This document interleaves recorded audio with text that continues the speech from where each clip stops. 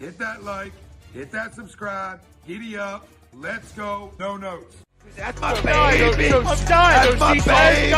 We're going at it at 110%. I just want 5 minutes of happiness, please. Just give me 5 minutes. And they scored! They did it! Slap. What the hell was that? Oh, yeah! What the f*** are you talking about?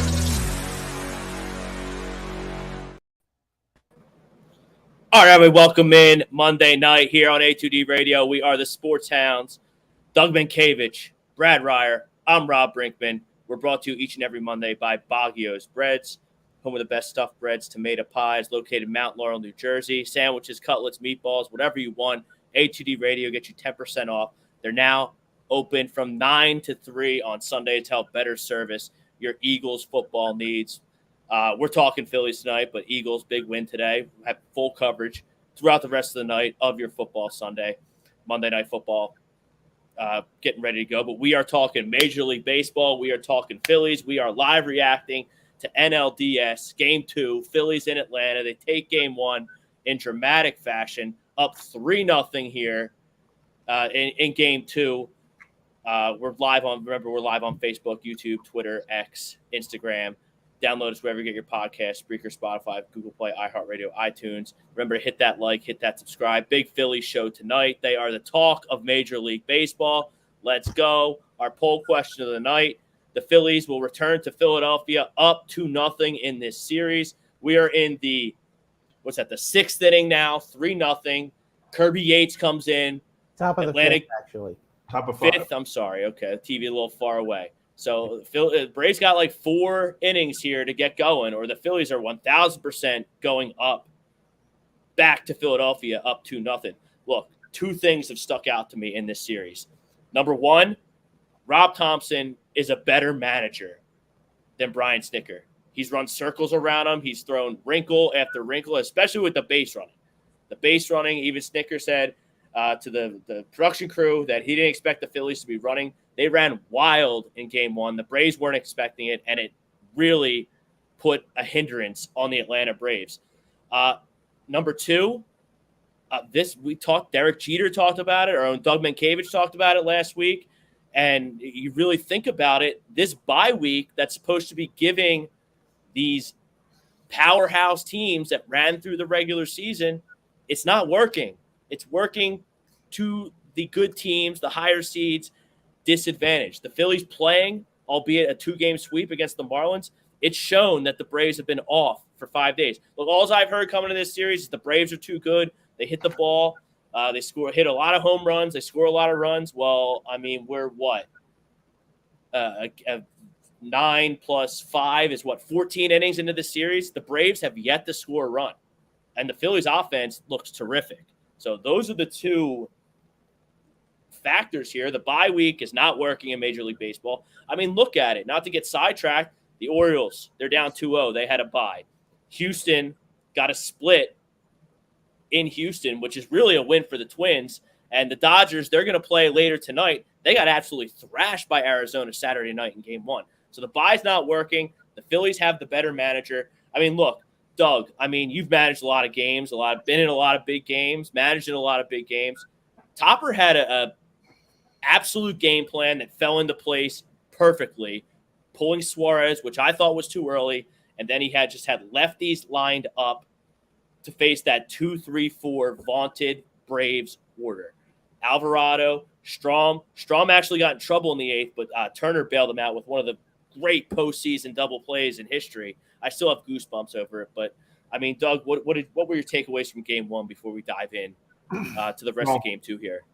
To say that Topper's a better manager than Brian Snitker, it's I mean, no disrespect to Brian Snitker, but like he's been given a Porsche, and it goes to show you that baseball people still matter. Not to say Brian Snitker's not, but he was a career minor league guy, never really dealt with the big league kind of stuff. He's been there a while, don't get me wrong, but you always seem to find when those guys, Topper's not afraid to throw something and find an advantage and go right to it, to almost to where he does so much homework on every aspect of the game, where he finds a weakness and he exploits it.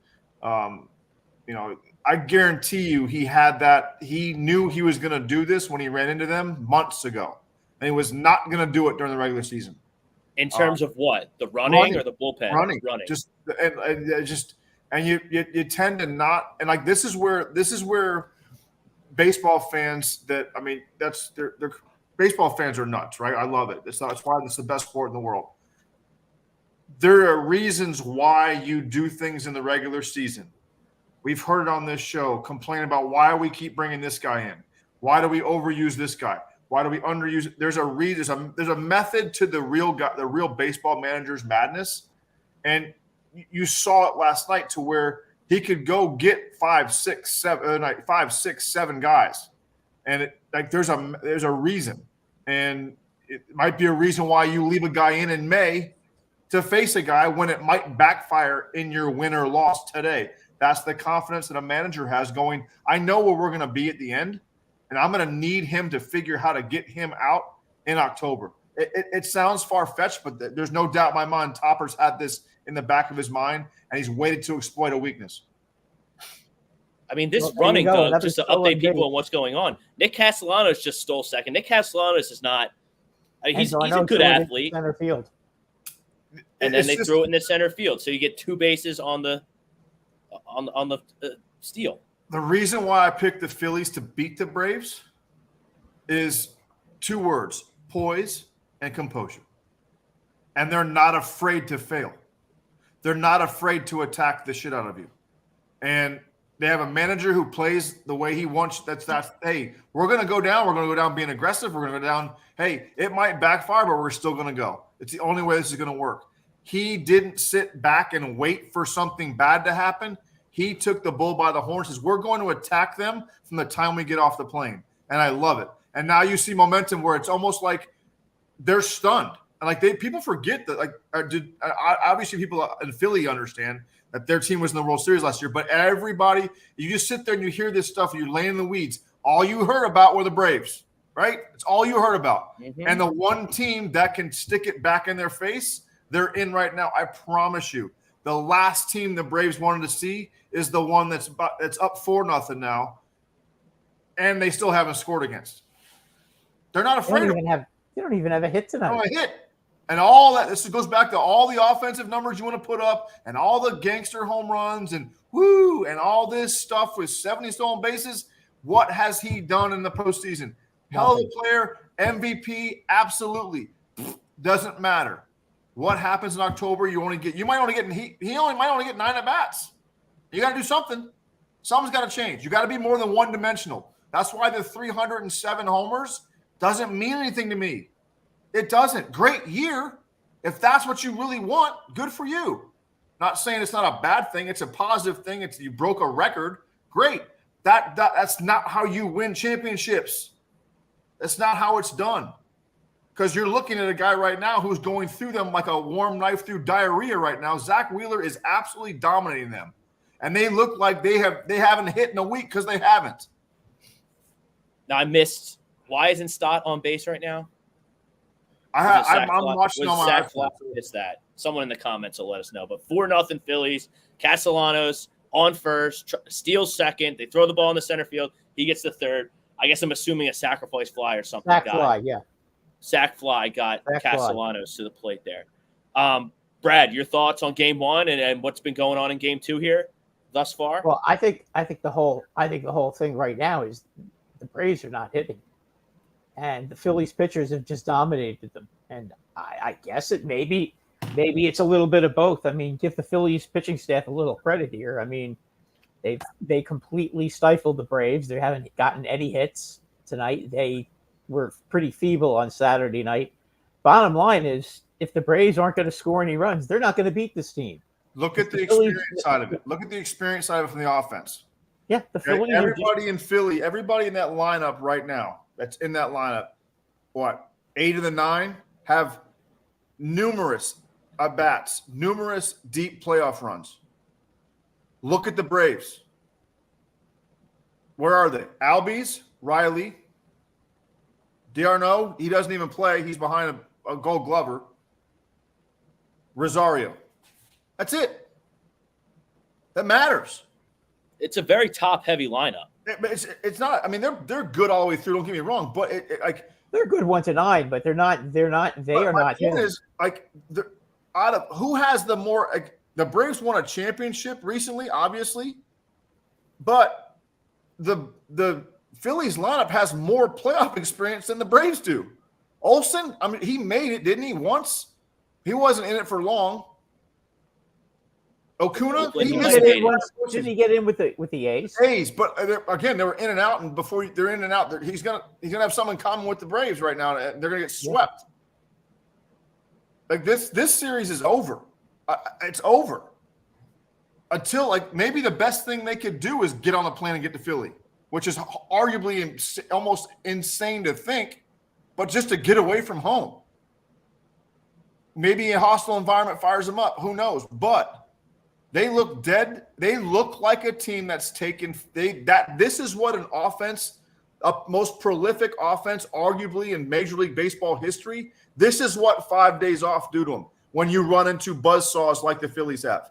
I mean, I don't care how many days in a row you play. When Wheeler's throwing the way he's throwing, you're not going to touch him, and that's what he does. That's what he's doing right now. But the other day, you're telling me 7 relievers, we can't muster 1 run. So that's that. This is where the 5 days off. That's why I swore by it. Like, thank God Derek Jeter said it because it makes me sound smarter. But but it's the truth. It matters. Like, there's something. Trust me. The All-Star break is only 3 days, and you feel like you come back from outer space after not hitting for 3 days. Thomas Arno, Snicker make excuses already. Not sure if you guys heard it. Yeah, he's been talking. But I mean, you know what that's a sign of, in my opinion? He doesn't know what to do.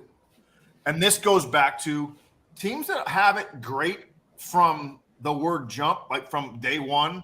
What adversity have the Braves run into this year? None. They didn't. I mean, that matters. Like, everybody has a rut, right? And I'm sure they lost. I was not that familiar with it, but like, they're right behind the Rays, in my opinion, as far as like, just like, okay, yes, you won a championship because of Eddie Rosario, Jock Peterson, Adam Duvall, and Freddie Freeman. And that's how I feel. Like, Freddie Freeman had everything to do with that. He's gone. Absolutely. He's gone. And like, this is where it goes into it. There's more to the game and more to wins than numbers. Matt Olson has put up better numbers than Freddie Freeman did that in any year he was there. And I'm not putting it on him, but this is just making a point of that numbers don't mean diddly squat in October. How much better has Trea Turner played in the second half? We got closer to games that meant something. No, ever since they gave him that 337, since they stood up and gave him an ovation to try and get him going. He's hitting 337. You're looking at guys. You have a lineup full. That's why I said when they signed him in the offseason, I was like, oh man, you gotta love a GM who just came from the World Series and lost and said, I need that one.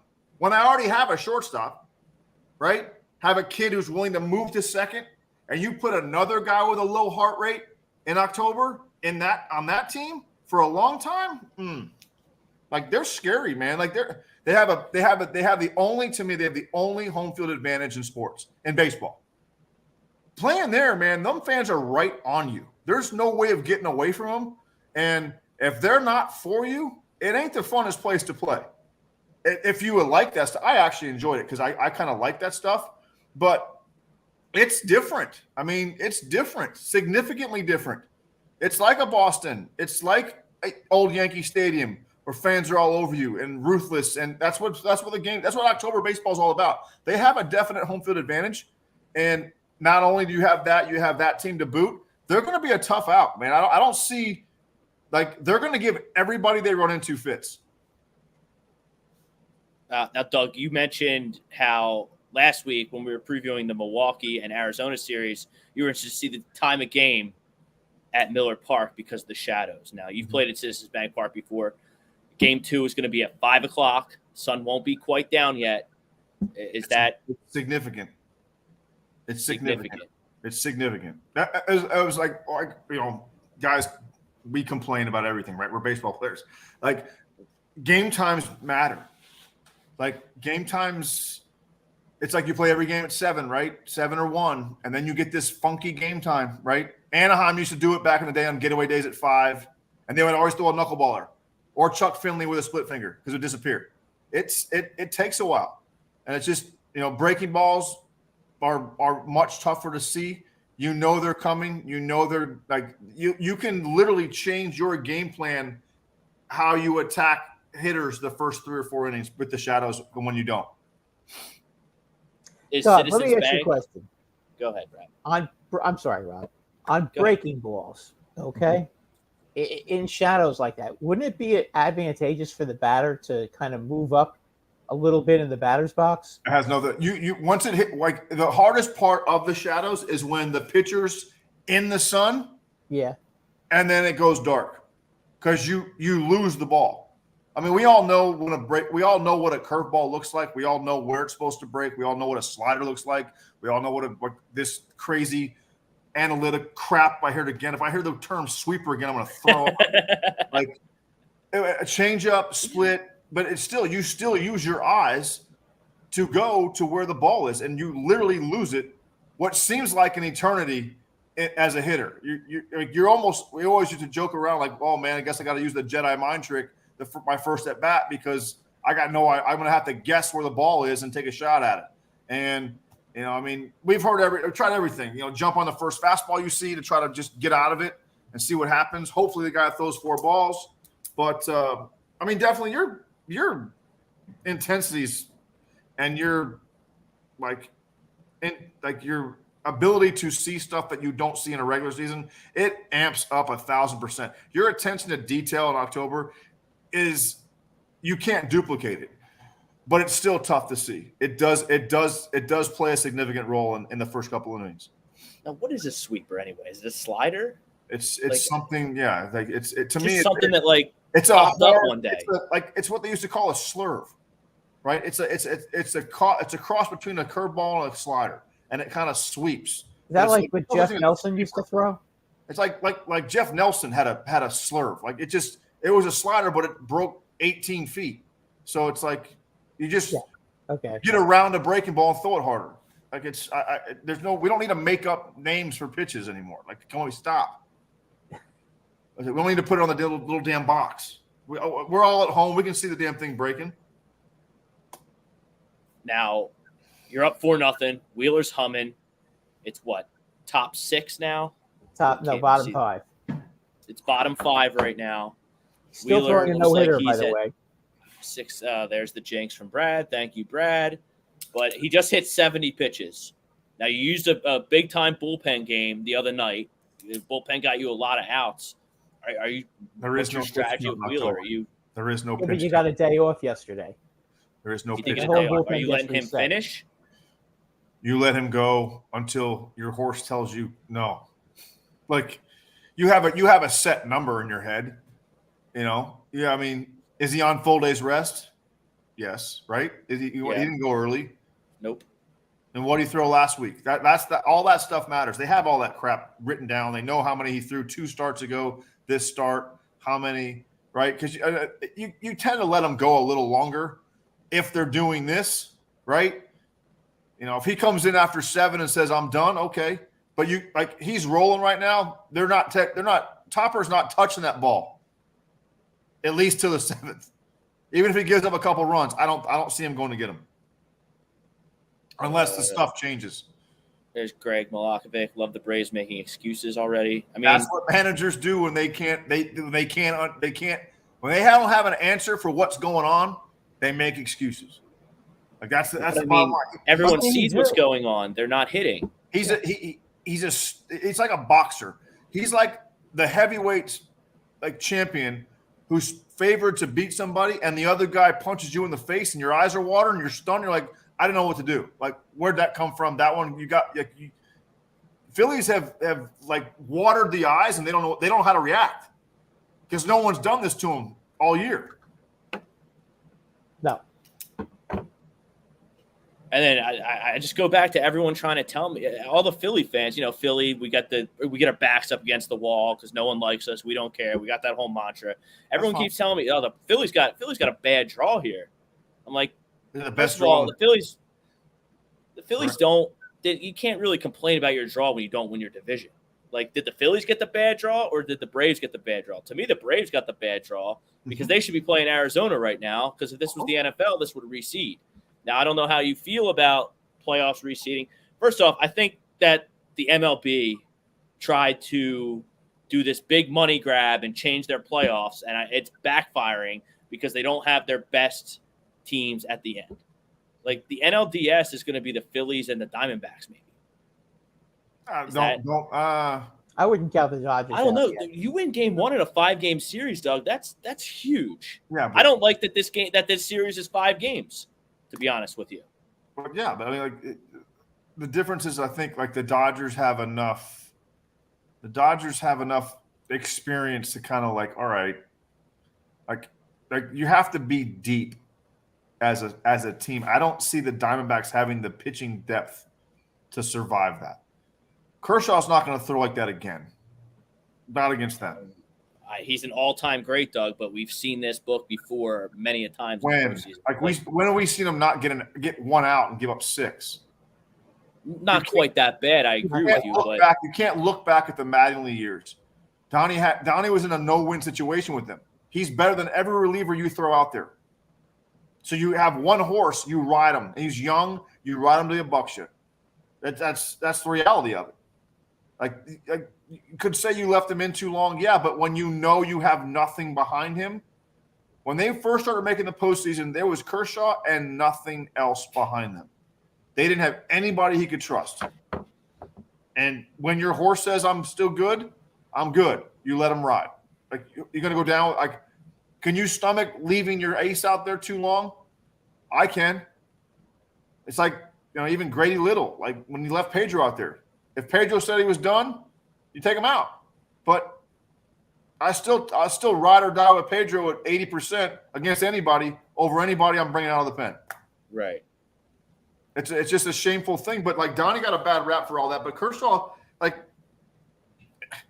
don't forget, he's had to carry them in the regular season because of lack of depth. Not recently because of, but even now, like, he's had bad backs, bad hips, still throwing 200-plus innings, right? Then they had all the guys going out with TJ this year, the last couple of years, so he's had to kind of pick it up. But, like those years, it was him and nobody. So, like, he's not – I don't like the rap that he's a bad postseason pitcher. He's had some bad innings, but it's like so is Pettit. And Pettit's won, 18 games in the postseason? He's had some freaking stinkers. He's given up 8 or 9. Give up 8 or 9 on Arizona. Yeah, Arizona. Right. Yeah, Arizona. And actually, when he faced the Red, I don't know if you were on the team in 2000. You weren't on the team 2003, right? No. 2003. I mean, the Yankees had a chance to wrap it up in Game 6, and Pettit started that game, and he got bombed.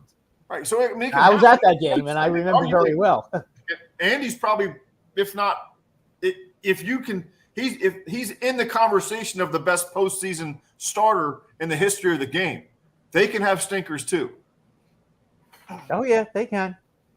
The only thing is Kershaw, though. Kershaw has had some historically bad games, though. I mean, but they've all been later.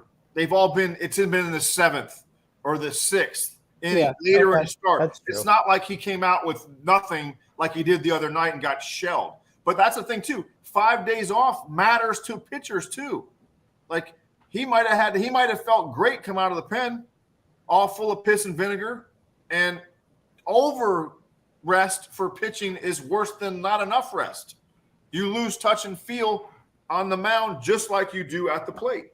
So you lose your command, you're saying. 100%. Like, he might have been, because, like, hey, look, everybody that goes out there, whether you're making your 21st career postseason start or your first, you have a different – you can't – I mean, you have your hair standing up on the back of your neck coming in. You're that intense. You're that focused. You have that much adrenaline. You have to harness it. If you try to manhandle a swing or manhandle a breaking ball, that thing's ending up in the stands because it's going to happen. If you don't have touch on your pitches and you don't have time to, like Diamondbacks, credit to them, they didn't let him get comfortable. Like they put pressure on him from the word jump, and he never got a chance. He never got an exhale moment to where you can kind of get back and be like, okay, here we go. He was in the you know what from the word jump, and he never got a chance to get the game going a little bit for him.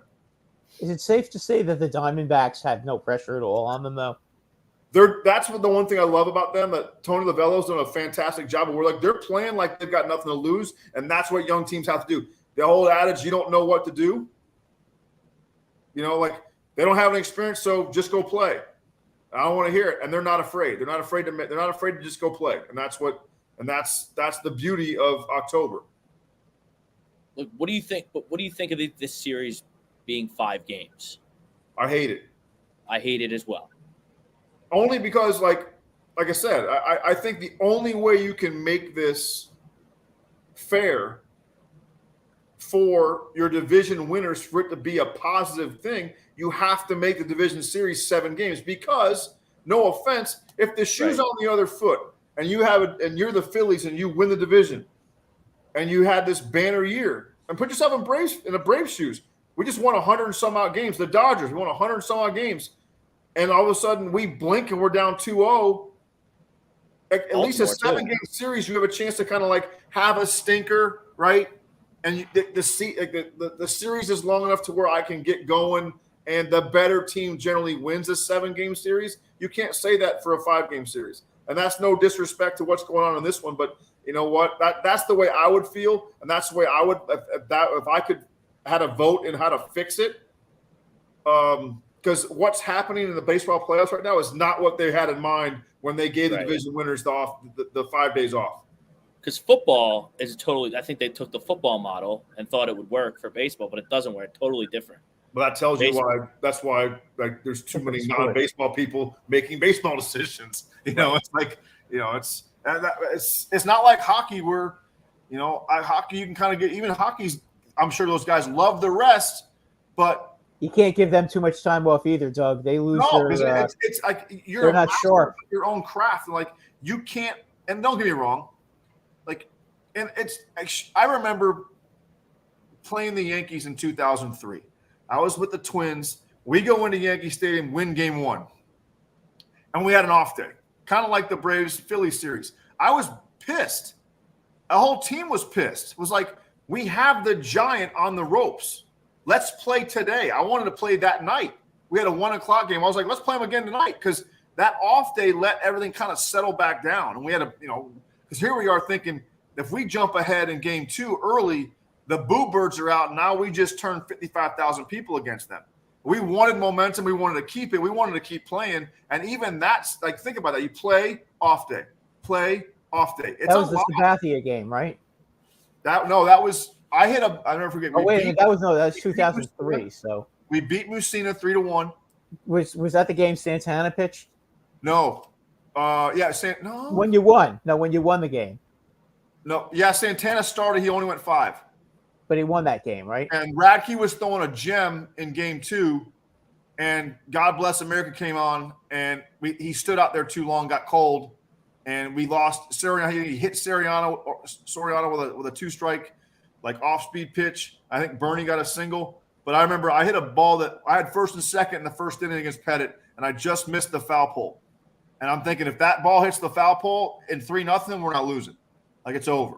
And I just missed. I think I ended up punching out, or I don't think I had a double play, but I know I didn't end up doing anything positive. But I just missed a homer, and thinking like, man, if we're up 3-0 with Brad on the mound, this thing's over. And next thing you know, they came back and they beat us, and they steamrolled us at home. But we felt like we had momentum after game 1. Bernie made an error, and the whole talk of the New York Daily News was Bernie's old and he's can't move, and he's a bad center fielder because the ball went underneath his glove. We scored like the go-ahead run on an error. I was like, man, Bernie's like the best in the history of the world of postseason baseball. Like Bernie was never a Bruce Santa Claus in New York. Listen, he had a rag arm. I'll give you that. But what is he? Probably 50 56 now, 55, 56 years old. Yeah, something like that. If I was managing a big league team and I was in October and he called me, I would pinch hit him. And I promise you he'd foul. Yeah, he was a tremendous postseason player. Unbelievable. But some of the, I mean, what we're seeing is the Phillies hitters are tremendous postseason hitters. These guys come to the plate. They don't let the moment overtake them, and they're patient and they look for their pitches and they wear guys down and they force the other team to throw a lot of pitches. I'm with you with the two young kids, Pache and Rojas. Rojas impressed me, man. He gives you an at bat. He's good, yeah. I like him. He's got a little attitude, a little snarl, a little flair, but his bat stays in the zone a long time. And hell yeah, like there you go. Like that kid, they're invested. Like you can tell. Like they're a well-oiled machine, man. They just keep going, and you can tell they offensively they're set up for years. Bryce is here for how many more years longer? Turner just signed. Castellanos is here. Schwarber's here. You're going to make a tough decision on Rhys Hoskins in the offseason. Stott and Bohm are here. Then you have like Pache, Rojas, Marsh, a four-man outfield. Marsh looks like a player. Castellanos. And Marsh is sitting. Marsh has only played one postseason game so far. I think it was game 1 against No, he played – he didn't start that game. Didn't he? Because the Marlins bring him in because – well, the Marlins threw 2 lefties, and Pache was out there. And then Strider's the righty, so I think Marsh got the start. I could be wrong about that, though. Well, we're getting ahead of ourselves with the offseason questions there. With what do you do with Bryce, and does Bryce stay at first? I don't see any reason to move him. Put him left. Go to left. Well, just like we just talked about Pache and Rojas, who you like. You can get rid of one of them or get rid of Marsh. Why? They're good. Right, but you're gonna need to give up. So you can't have all those. You can't just hoard all good players. You're gonna have to give up something to get something because you might need another arm. You might need a reliever. If you have these guys, how long is Realmuto there for? That's the best. That was the best signing you guys made outside of Bryce Harper. Yeah, actually, they traded for him. They traded Sixto Sanchez, who had injury written all over him, at least in my opinion. And I love watching him. Alfaro. I love watching him play. I love watching him hit. I love watching him catch. JT? Yeah. You're saying? Yeah. And he's stepped up. They got him juiced into the 5-hole now. He has a home run today. They've all been hitting. So, I mean, it's all good in Phillies land. We're up 4-0. We're live reacting. Doug Mankiewicz, Brad Ryer, and myself, Rob Brinkman. We'll do a little post-game with you. And then we got Fandemonium coming up later tonight on A2D Radio. And one of our newest shows, Rivals, will be taking you into the night. I'm sure talking a lot of NFL and Major League Baseball postseason today. Chrome checks in on the comment board. I feel like they can hang into both. Pache has a great glove, but a very average hitter, more of a platoon guy. And that's what the guy been doing. I mean, Rojas kind of took center field and just, I'm fastest, I'm the best fielder, and I can swing a stick a little bit too. I'm not going to lead the league in home runs like Bryce or Casty or Schwarber's going to do, but I can hold my own up there. And I love having that. There's nothing wrong with keeping kids like that to keep you athletic. You get older as a team, because if you become – the last thing you want to do is become the Yankees. You become old, can't move, unathletic. The Yankees are the most fit, unathletic team in baseball. They have guys that are, you know what I mean? Like that's – and those guys, you never know what you can get. You might continue to, like Michael said, he might continue to develop. You never know. Like instead, if he can – that Rojas guy gives you a tough at-bat. That's only going to get better with experience.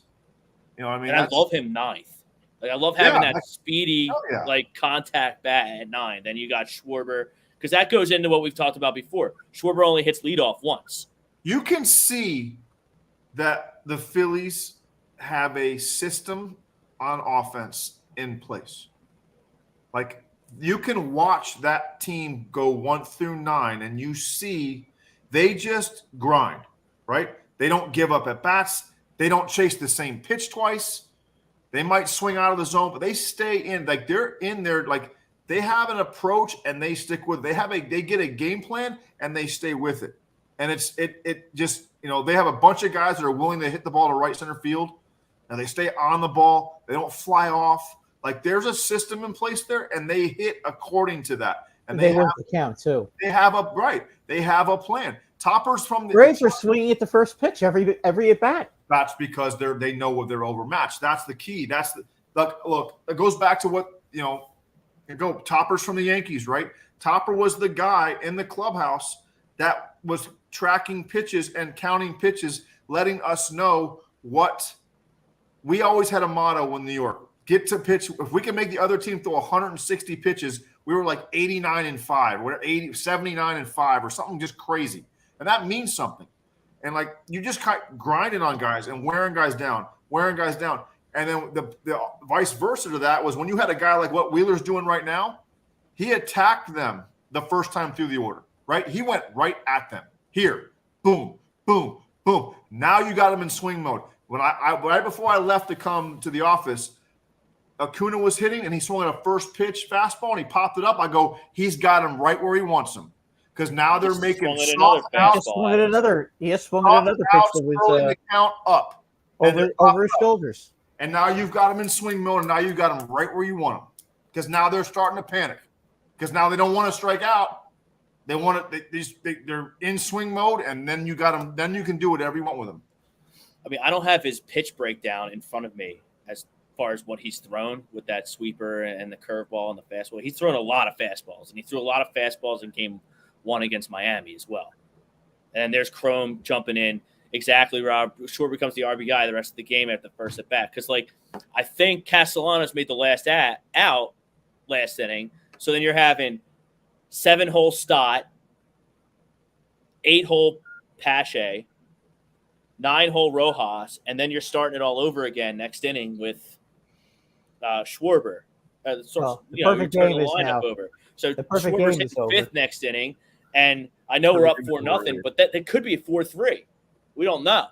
And then that's a big spot. You're going to have your big guns. If those guys get on, they're going to be up in big spots. That's what I try and tell people that don't like Schwarber leadoff. It's only when one your time. superstars are willing to go, what did Bryce Harper do with second at bat? Left on left slider, take his sorry single to left field, right? And that's where the analytic people swear that singles don't matter, right? Batting average doesn't matter. Well, the only way to hit a 2-run homer is to have somebody out in front of you. And he took what the game gives you, right? He knew he was getting slider to death. First pitch slider, got it up a little bit, hit off the end, just a sorry line drive single to left center. That sorry little single seemed so innocent with one out. And then Muto works a great at bat, gets a slider up, and he blasts it over the fence and writes a 2-0 curveball or slider for a 2-run homer. It's a different. He just gave up a homer. No. Acuna, whatever. I forgot. I missed how Acuna got on, but Albie smoked one into the corner in right, and the Phillies blew the came all the way relay. around. Is that Turner or Stott dropped the relay throw? Turner. And so Acuna got home. So it's 4-1. Phillies. We're getting up to the 80 pitch mark for Wheeler. This is really the first time he's been in trouble. You got Albie's on first. There's a mound visit right now. There's key to this, though, too. He got into trouble with 2 outs. Yeah. That means something, right? Okay, you give up a double, it happens. It's actually a long single. They actually kept him at first, so Albie's is on first. Okay. That's probably because he wants a stolen base. But anyway. Well, he didn't try to go to second on the relay. You get out of this. Look, at the end of the day, would you take 5 2/3, 1 walk, 8 punch outs, and a 4-1 lead? Yeah. Of course you would. Of course. So, Alvarado's up in the bullpen. Who was fantastic. Now, Doug, I have to ask you about Game 1. Did you see the catcher's interference play in Game 1? I did. My thoughts on that are JT Realmuto, who's a catcher, knew it was catcher's interference right away. Murphy knew it right too. Murphy knew it right away, who's the catcher for the Braves, obviously. And home plate umpire, I think it was your boy Eddings, who we talked about last week. I'm not sure if it was Doug or Eddings had the plate for one of the Phillies playoff games. It made me think. No, I think it was Brian O'Nora who had home plate during Game 1. If I Okay, remember but correctly. he was right on top of it. Called it later, and then they review it, and it upstands, and the Braves. What was weird was that you didn't see it on replay. Like, you didn't see the glove move. Like, that's what was weird about it. Like, I swear I think Murphy ruined it when he, like, right after they called it, he turned around and kind of like just kind of put his head down and like kind of smacked his glove. Like, I swear that sold it. Because if you look on the – I kept looking on the replay going, I don't see it. But when you have a reaction like that from a hitter and a catcher, like, it's hard not to go with it, right? Now, is there more to – now, I used to umpire, so I'm pretty good with the rules. Is there more to catcher's interference than the bat just hitting the glove? No, it's got to – from my understanding, you just got to hit the glove – during the swing, like in the process of the swing. There's more to it with like you can take the results if you put it in play or all that. When you start getting in there, you start getting above my pay grade. Like, trust me, even as I managed for 10 years, like I would learn stuff. Yeah, there's Chrome. Like, I think Murphy sold the whole play for us. Right. The catcher freaks out, and then the umpire's like, "Oh, okay, something must have happened." You got to be a better actor. You go off sound, right? You kind of go off sound, and if you listen to the replay, you kind of hear like two thuds, which kind of sold it for me. But like when you watch the replay, I was waiting to see like his glove move, and his glove never moved. And then like you see like the initial reaction, like Murphy didn't say anything. He just kind of turned his back and was like, "Oh," like to me that was what sold the entire call. Like you don't see the glove move, but when the catcher gives like, if it had been like, "What?" Like he showed no reaction, so he kind of felt like, you got caught with your hand in the cookie jar there, but you could have sold it a little better. If it does hit your glove, don't you have a duty as like the catcher to be like, "I don't know what happened. It didn't touch me. I don't know." You can kind of be frustrated, but like it's just, it's. I don't know. I just think like it's funny how that played out too, because I think JT kind of was really early on a breaking ball, and I was watching it with my son, and I was like. I bet you he gets that again, and I bet you he lets it get really deep. And as soon as I said that, they had the catcher interference. I'm like, yeah, that's letting it get a little too deep. Like, you know what I mean? Like he's going to let it travel this time, and he did. And all of a sudden, pop, and I'm like, uh-oh. That's a huge turning point. But you're right, Murphy could have sold it a hell of a lot better than he did. So we got 4-1, 4-1 Phillies. I missed what happened right before the commercial. I'm not sure if the Phillies are out of this or they're making a pitching change. They called strike 3. Although that pitch was not a strike, but it was close enough. I've seen that all two of both the wild card. Don't give me that box crap. That box is not legit. Yeah, but it was low and outside. But what do you mean by that, Doug? They call that. They've been calling that pitch all game. I don't buy the box. You don't buy the box. I don't buy the box. For the majority of pitches, yes, but for some pitches, it's not real. It's not realistic. Like when the ball stops and it's just off the box, or it shows the tip of the box, depending on which side it's coming from, right? Like if it's a left-handed pitcher and it's just on the outside part of the box and it nips the box, that still doesn't mean it crossed the plate. Does that make sense? Yeah, and I'm all for pitchers, umpires. That's what I was when I did it. So, I mean, if it's close, swing. I used to love ringing kids up when it was close on 2 strikes. Like, I would look for, like, I mean, I think I was fair. I never threw anybody out of a game. I think I umped for, 4 or 5 years. So, I never threw anyone out. But I tell them in ground rules, like, hey, I've been told I'm a pitcher's ump. So, like. Oh, Little League. Even in high school. Swinging. Just know if you can have a feel. If you have a feel for the game, right? No kid's going to get better if everybody's walking everybody, right? Little League, kids having trouble. Within reason, like if you get the kids swinging and more aggressive and like wanting to hit, like parents spend thousands of dollars on personal batting coaches. Let the kid hit. Like, are you really worried about your son's on base percentage in Little League? Like, let them hack. Like, I know, I get it, I know, but like that's I up for like 5 years. I was like, look, we're gonna swing. Like within reason. Now, if a kid had an idea on the mound, I wasn't going to give them, I'll make you earn it. Your stuff's good. You can like it was kind of like a teaching moment, but like I wasn't going to give the kid that had immaculate stuff and he threw $1 billion. I'm not going to give you 5 inches off the plate because I want to get the game moving. Like I want to make it fair. You know, like I want to keep the game within reason and see. I would call a bad pitch to see how the kid would react. And that's what trust me, it happens in the big leagues. When you're a rookie, when you're a rookie, they call stuff on purpose to see if you're going to be a little baby about it or you're going to just take it like a man. I would have the same line every time someone argued with me. Like, look, maybe I missed that one, man. My bad. Well, what are they going to say to that? What are they going to say to that? That's what's like my line. If that's a strike, you and me aren't getting out of this league. That's what I said in the minor leagues. If that's a strike, we aren't getting out of this league. And then I said, like, in the big leagues, like if that's a strike, you and I aren't going to be here very long. Like we're going back down together if that's a strike. So like so 85 pitches. Do you pull your boy? 85 pitches. So what? We're in the top of the 7th. So you got to get bottom 7, bottom 8, bottom 9. And you just did a bullpen game. Yeah, but your whole bullpen, but you got it reset, Rob. You were off yesterday. You're fine. Get an off day. You got. I'm letting them try and get me through the 7th. I think. Yeah, because you got to go through Olsen. You got to go through Olsen, Ozuna, and Travis. I call him Travis. I don't know. I can't even say his last name. D'Arnaud, yeah. So okay, so you got to go through Olsen, Ozuna, him, and then you leave it up to. Then you go. Closer, you have 7, 8, 9 before you got to hit the top of the order again. That's how you think as a manager.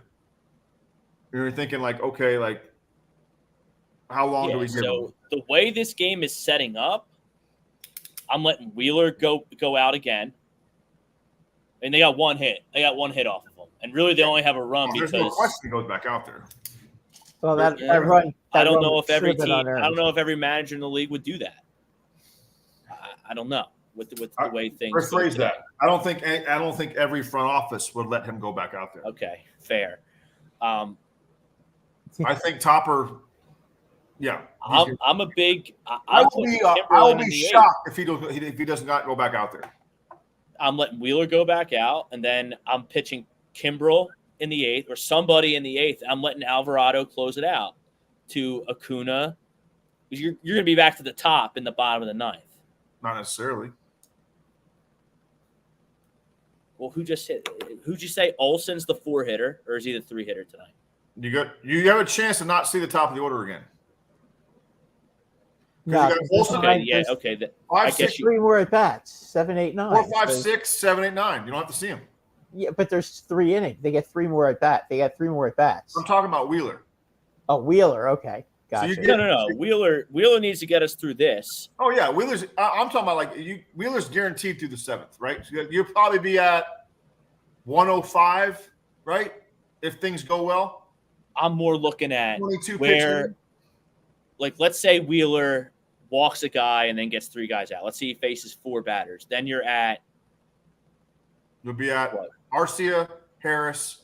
So you're at right, left, right. Well, they have a right-hander warming up. Huh? Phillies. Phillies have a righty warming up. So they have Jeff Hoffman warming up.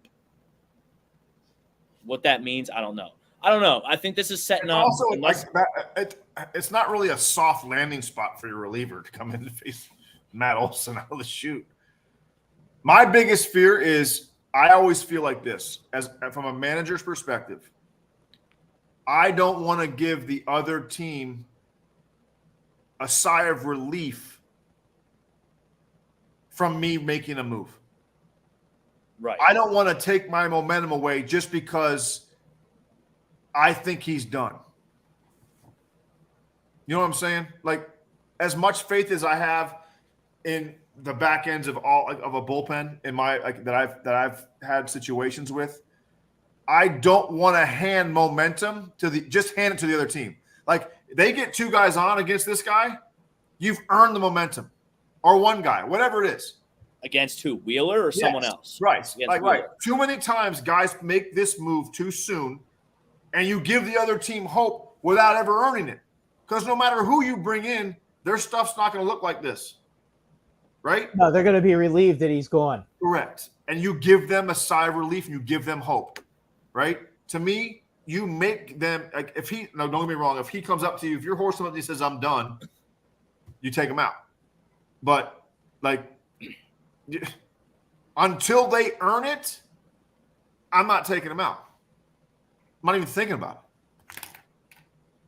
Because like I said, like the hardest when you start chasing outs too soon.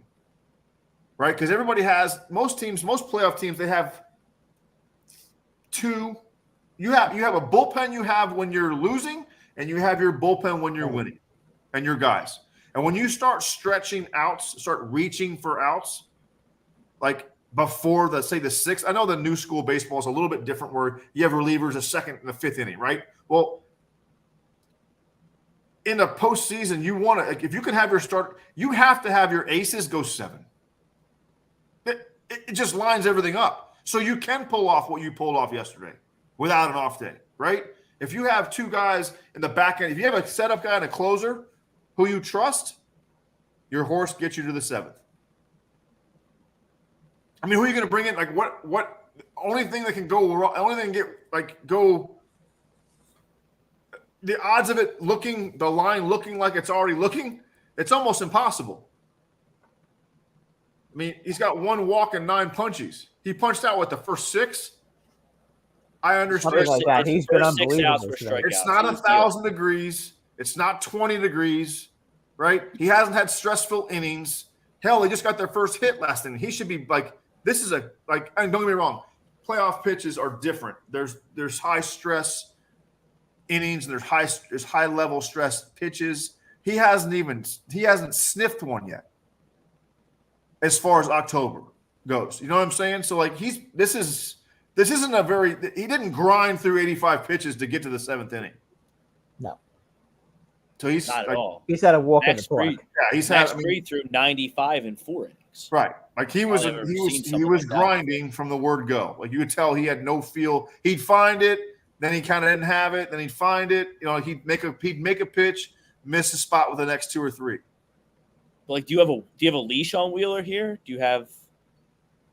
I don't know enough of like his history with, let's say, people coming up. I don't know. I'd let him face Rosario with 2 guys on,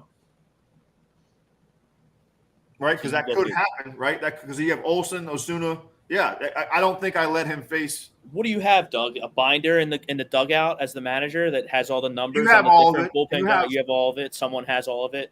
We have the sheets like the offensive coordinators when they have like 85 colors on it, and you have like we have all that. You have it on iPad. You have it color coded.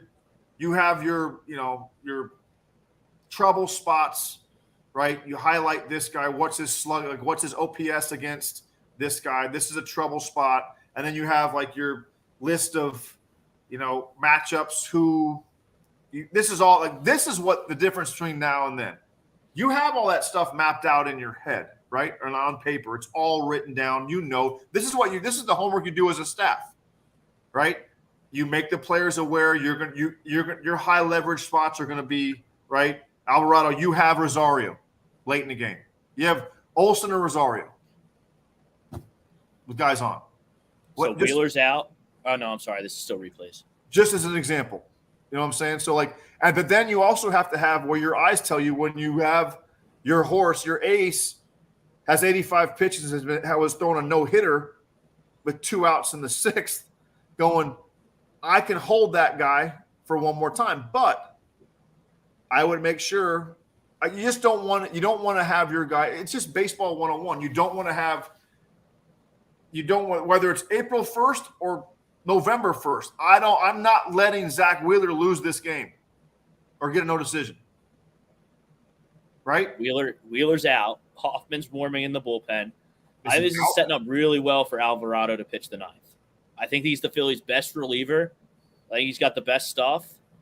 And the Braves really had trouble with him in the 6th inning in Game 1 when they did their bullpen stuff. Now, the Braves, Snedeker made it really easy for Topper to manage the bullpen, in my opinion, in Game 1 because he lined up his lefties right in a row.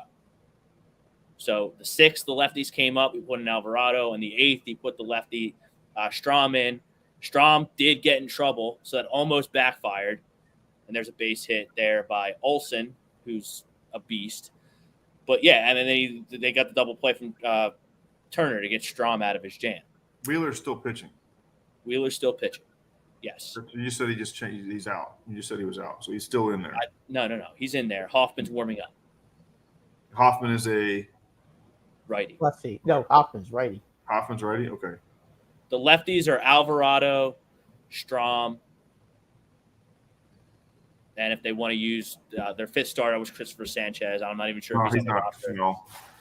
He's too late in the game for a starter. So you just want those starters, the long guy, you're just strictly using them if your starter gets in trouble? Mm-hmm. Mm-hmm. Or like the old school National League games where, like, you have a spot where he doesn't really quite – like if you had Max Fried's outing, right, in the 3rd inning – and his spot's coming up with 1st and 2nd, and you're not liking it, you're going to make a move anyways, right? You pinch it for him early in the game, then that's where your long guy is. That's to me where your long guy comes in. After that, extra innings, that's last guy, but that's what your long guys are for, or your 4 or 5 starters in a short series. So it's just pressure time. The leadoff guy's on. Marcell Ozuna, who's got some pop at the dish. Wheeler still in the game, just threw his 90th pitch. He just punched out action now, Rob. He just punched somebody out because he got 10 punch outs now. Perhaps my broadcast is lagging. So this is probably a strikeout. Ozuna just struck out. I mean, I don't know. Is that a good sweeper there? Slurve, whatever you want to call it? Or is that a bad sweeper? I'm not answering it. You called it a sweeper. I'm not answering it. A slurve. That looked like a splitter. Went straight down. He throws a splitter. What a changeup. That's his changeup, isn't it? He threw a nasty one to Eddie Rosario in the 1st inning, or 1st at bat, 2nd inning. Oh, that might be gone.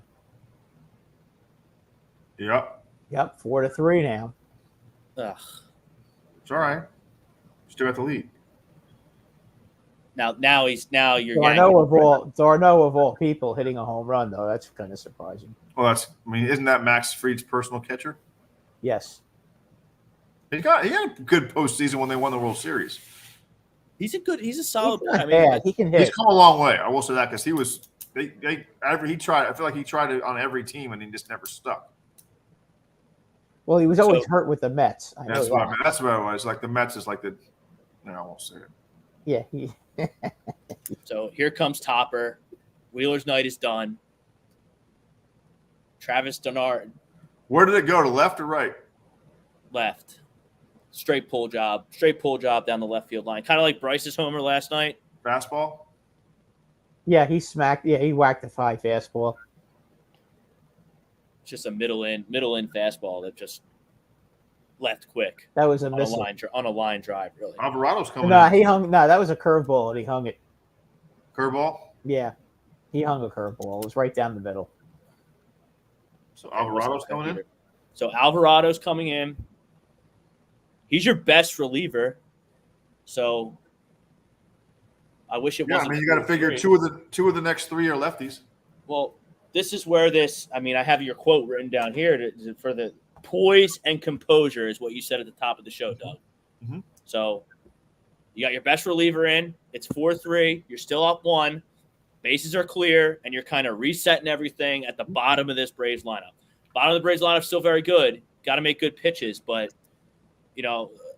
Alvarado should be able to get out of here with the Phillies up 4-3. And I feel like that rust of the 5 days off has been dissipating throughout this game for the Braves. Well, they only have 3. Maybe. Yeah. Maybe. We'll see. They punched out. I will say this: at least they didn't wait till the 9th inning to try to come back. This is key too. Here we go. You get to the first 2 guys, you have a chance to have Michael Harris lead off the 9th or the 8th, which is huge. So there's still 2 more at bats here. We're going to take you up to 9:30 here on the Sports Hounds, and we're going to hand it over to Sports Jeopardy, Fandemonium, and rivals throughout the night. But Marshawn Lynch Martian Lynch on YouTube. A lot of nervous energy here. I don't know. I'm the only bleeding heart, bleed red Phillies fans on this panel right now. I'm not nervous. I don't know. Would you be nervous? I would be if I was I think if I was a Philly fan, I'd be saying to myself, "Uh-oh." I mean, I was a wreck on Saturday night. I was a wreck. I was just. I mean, I get it. Pacing back and forth. It was crazy, but maybe because I'm on the air right now. I'm not a Philly fan, but you can sense, you can feel it. Like you always have that doubt, like, oh shit, here they come. But at the same token, when you keep it in perspective, if you would have taken a 1-1 series back home, you would take it. Well, that's regardless of how it got there. I'm not buying that being up 4-0. Like if they go back 1-1, that's momentum, huge momentum shift for the Braves, in my opinion. There's no such thing as momentum in the postseason. There's no such thing as momentum. Momentum is only as good as the next day's pitcher. You can have all the momentum you want, and you can't hit. If the pitcher the next day shoves it up your butt, it has nothing to do with momentum. You can feel good about yourself. Doesn't that help? You think that the Phillies losing this game, they're going to feel like shit? It might last for about 15 minutes. It's not going to linger. It's not going to linger. They'll be disappointed, but going home, yeah. I mean, like you think about the what if, like. I mean, up 2-0 in a 5-game series when you won both games on the road. Yeah, I mean, but you always you can stomach it by this going. Like we had our number one going in game 2 with a 4-0 lead. Okay. And again, they earned their momentum, right? You didn't have, there's no second guessing now in the sense of like, as a fan, right, Wheeler gave up a 2-run homer. If Alvarado comes in and gives up a 2-run homer, you're questioning, why'd you take him out? Why'd you take him out? Why, right? Like, no, he went as far as he should have. My point is the Braves earned their momentum shift, right? They got it off the guy who just absolutely was no hitting them through 5 innings. Right. He obviously was worn down, and they finally got to him. I just think you see that's it's you're playing a division rival, and that's what makes this start even more impressive. How many times have these guys seen him? How much film can you get on one guy? I mean, it's amazing. Like they sure faced him a million times. Exactly, and it's like, and you still go out and throw a no-hitter with 9 punchies before you give up you're going to give up homers in that park or Phillies Park. That's 100 on the black. I don't know what Kevin Pillar is complaining about. That's 100 on the black, right down the middle. He pinch hit. Stinnicker I don't think Pillar started. No, he pinch hit for. Why is my thing lagging? Let's go. You're killing me, Gamecast. Well, he pinch hit for Rosario, right there. I don't know how you pinch hit Pilar for Rosario. I know it's a lefty pitcher, but Rosario has always been pretty good against lefties. He put his own foot in his mouth because when I was sitting there, he switched the lineup around and he said, "I want to try to pull off some Eddie magic from 2020, whenever they won the 2021." So you moved Harris down and brought Eddie up. So you want magic, but you're only going to give him 2 cracks at it. Like that's what you can't say stuff like that as a manager and say, "Oh, I want to move him up because I feel he's going to pick the click," and then turn around and pinch hit for him in the 7th. Maybe defense. You want to get Pilar's a good fielder. Yeah, but he don't have the bomb that Rosario does. Yeah, you can put him in for defense. You have to put him in for hitting. Yeah, I know. There's no reason to pinch hit him for if you want to make a defensive substitution because Harris is pretty good out there in center for them. I guess you're getting Pilar in the game for left, but there's no reason to pinch hit for him. He's a way better hitter than Rosario is a way better hitter than Pilar. Yeah, and Rosario can hit lefties and righties too. When Eddie's hot, it doesn't matter if you throw it with your left hand, your right hand, your left foot, your right foot. He's gonna. And Eddie's as good as it gets. And no, I've always liked him as a ball player. I liked him when he was with the Twins. He was playing for Team Puerto Rico when he was like 18 in the World Baseball Classic. Doug, I wanted the Yankees to sign him when he was a free agent. Yeah, that left-handed swing would have been great in Yankee Stadium, but Cashman's a moron. So what can I say? Did you see the? I saw something circle on the air about Cashman and Bryce Harper. Like, yeah, we liked Bryce Harper, but we already had 6 outfielders, and playing first base wasn't feasible for him. Makes sense. That's what Cashman said. Well, now my hypothesis is that Bryce Harper is going to be the Phillies first baseman until he retires. So that's not a good. I don't know that he's going to want to do that. Yeah. He's still going to go by what he wants He's to do. going to want to play. He's going to want to play the outfield. He's not going to want to play first base his whole career. Stop. Alvarado throwing gas, gets out of it. Phillies up 4-3, end of the 7th, top of the 8th. Now, this is a big spot for the Phillies to kind of get 1 or 2 back here and put more pressure on the Braves. Well, if they can respond here, the Phillies, that is, then then they're bringing it back with a 2-0 lead. And I'm trying to see who we have. Trying to remember. I don't remember where we left off last inning. It looks like Marsh pinch hit for Pache. Okay. Why So we got Rojas give you a and damn Top. box score on freaking some of these websites. Can you just give me I'm long. Just give me a box score. Let me figure it out. It So looks like it's top of the order. Top of the order, yeah. Pilar has gone into left field for Rosario. I don't get that. I don't get that move at all. That's called panic. That's called. You ever heard CYA? I'm gonna cover my butt. That was silly. Cover it from what? Because The they want to put a righty the up. only way you come out smelling like a rose there if Pilar whacks it over the fence and ties the game. Oh, Which Rosario has a way better chance to do that anyway. Because someone thought we had to get Pilar on the team in the front office because he was right-handed bat and you could put him out there. If they've been doing that the whole year, then fine. I don't know how many freaking at bats does Pilar have. It didn't. Don't get me wrong. I think it used to be a really good player. No, he played. He was a Gold Glover for years in Tampa. Played in 80 games, 200 at bats, 9 homers. That's pretty damn good. 6 walks, 50 punchies. Let me see. Don 6 19. walks, that's it. Before we get back to the action, Yes, Don 19 wants to know what our thoughts are on the Dodgers Diamondbacks. Look, the Diamondbacks beat Kershaw last night, and now the Diamondbacks have their ace on the hill in Zach Gallen. Yeah, who do they have? Fat on that first game? Merrill Kelly started the first game, Merrill Kelly. Okay, Merrill Kelly pitched the first game. All right. and now they got Gallen to go up 2-0. Well, this is a big game because game 3 they're going to have Fat or Fott or however you pronounce it. Yeah, the young against, kid. Yeah, against God knows who for the Dodgers, but whoever it is, I'm sure they're better than that. And the I Dodgers. thought Walker pounce- Buehler was going to be able to pitch for the Dodgers in the playoffs after his Tommy John surgery, but that doesn't look like. He went back. I thought he got hurt again. Oh, he had a I thought they setback. shut him down. Which one? Bueller. Bueller. Bueller. Yeah, he's not pitching. What about the other? What about the? There are 2 other guys that.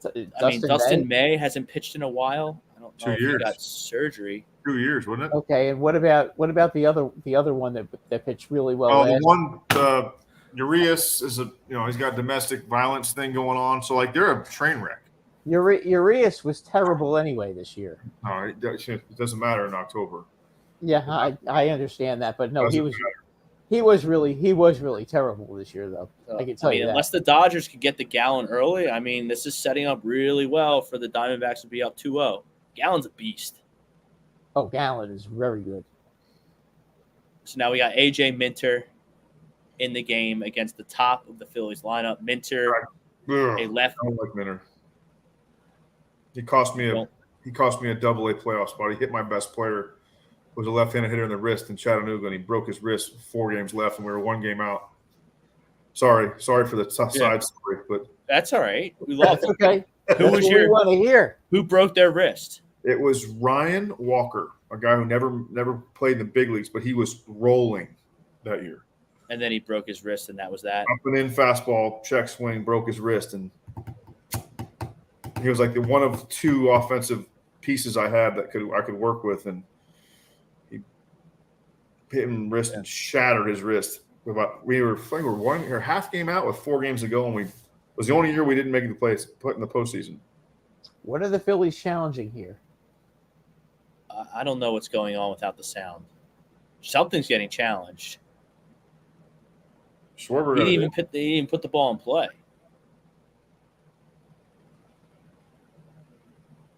Yeah, so Don, I mean, I'm like in Arizona. Arizona's one of my sleeper teams at the beginning of the year. You did pick him. You picked him. I picked them to win the NL West, and that Yes, didn't you did. work out. But they No, are. Yeah, but they might win. They might win the NL West now. They might win the When it matters. NL West. And Brad, I think Brad hit the nail on the head with the Diamondbacks. Earlier in the show, they're so young and so inexperienced that I feel like it's working for them, especially starting like they did the other night. I mean, I think they had 6 right off the bat. I equate them to Cleveland last year. They were playing the Yankees.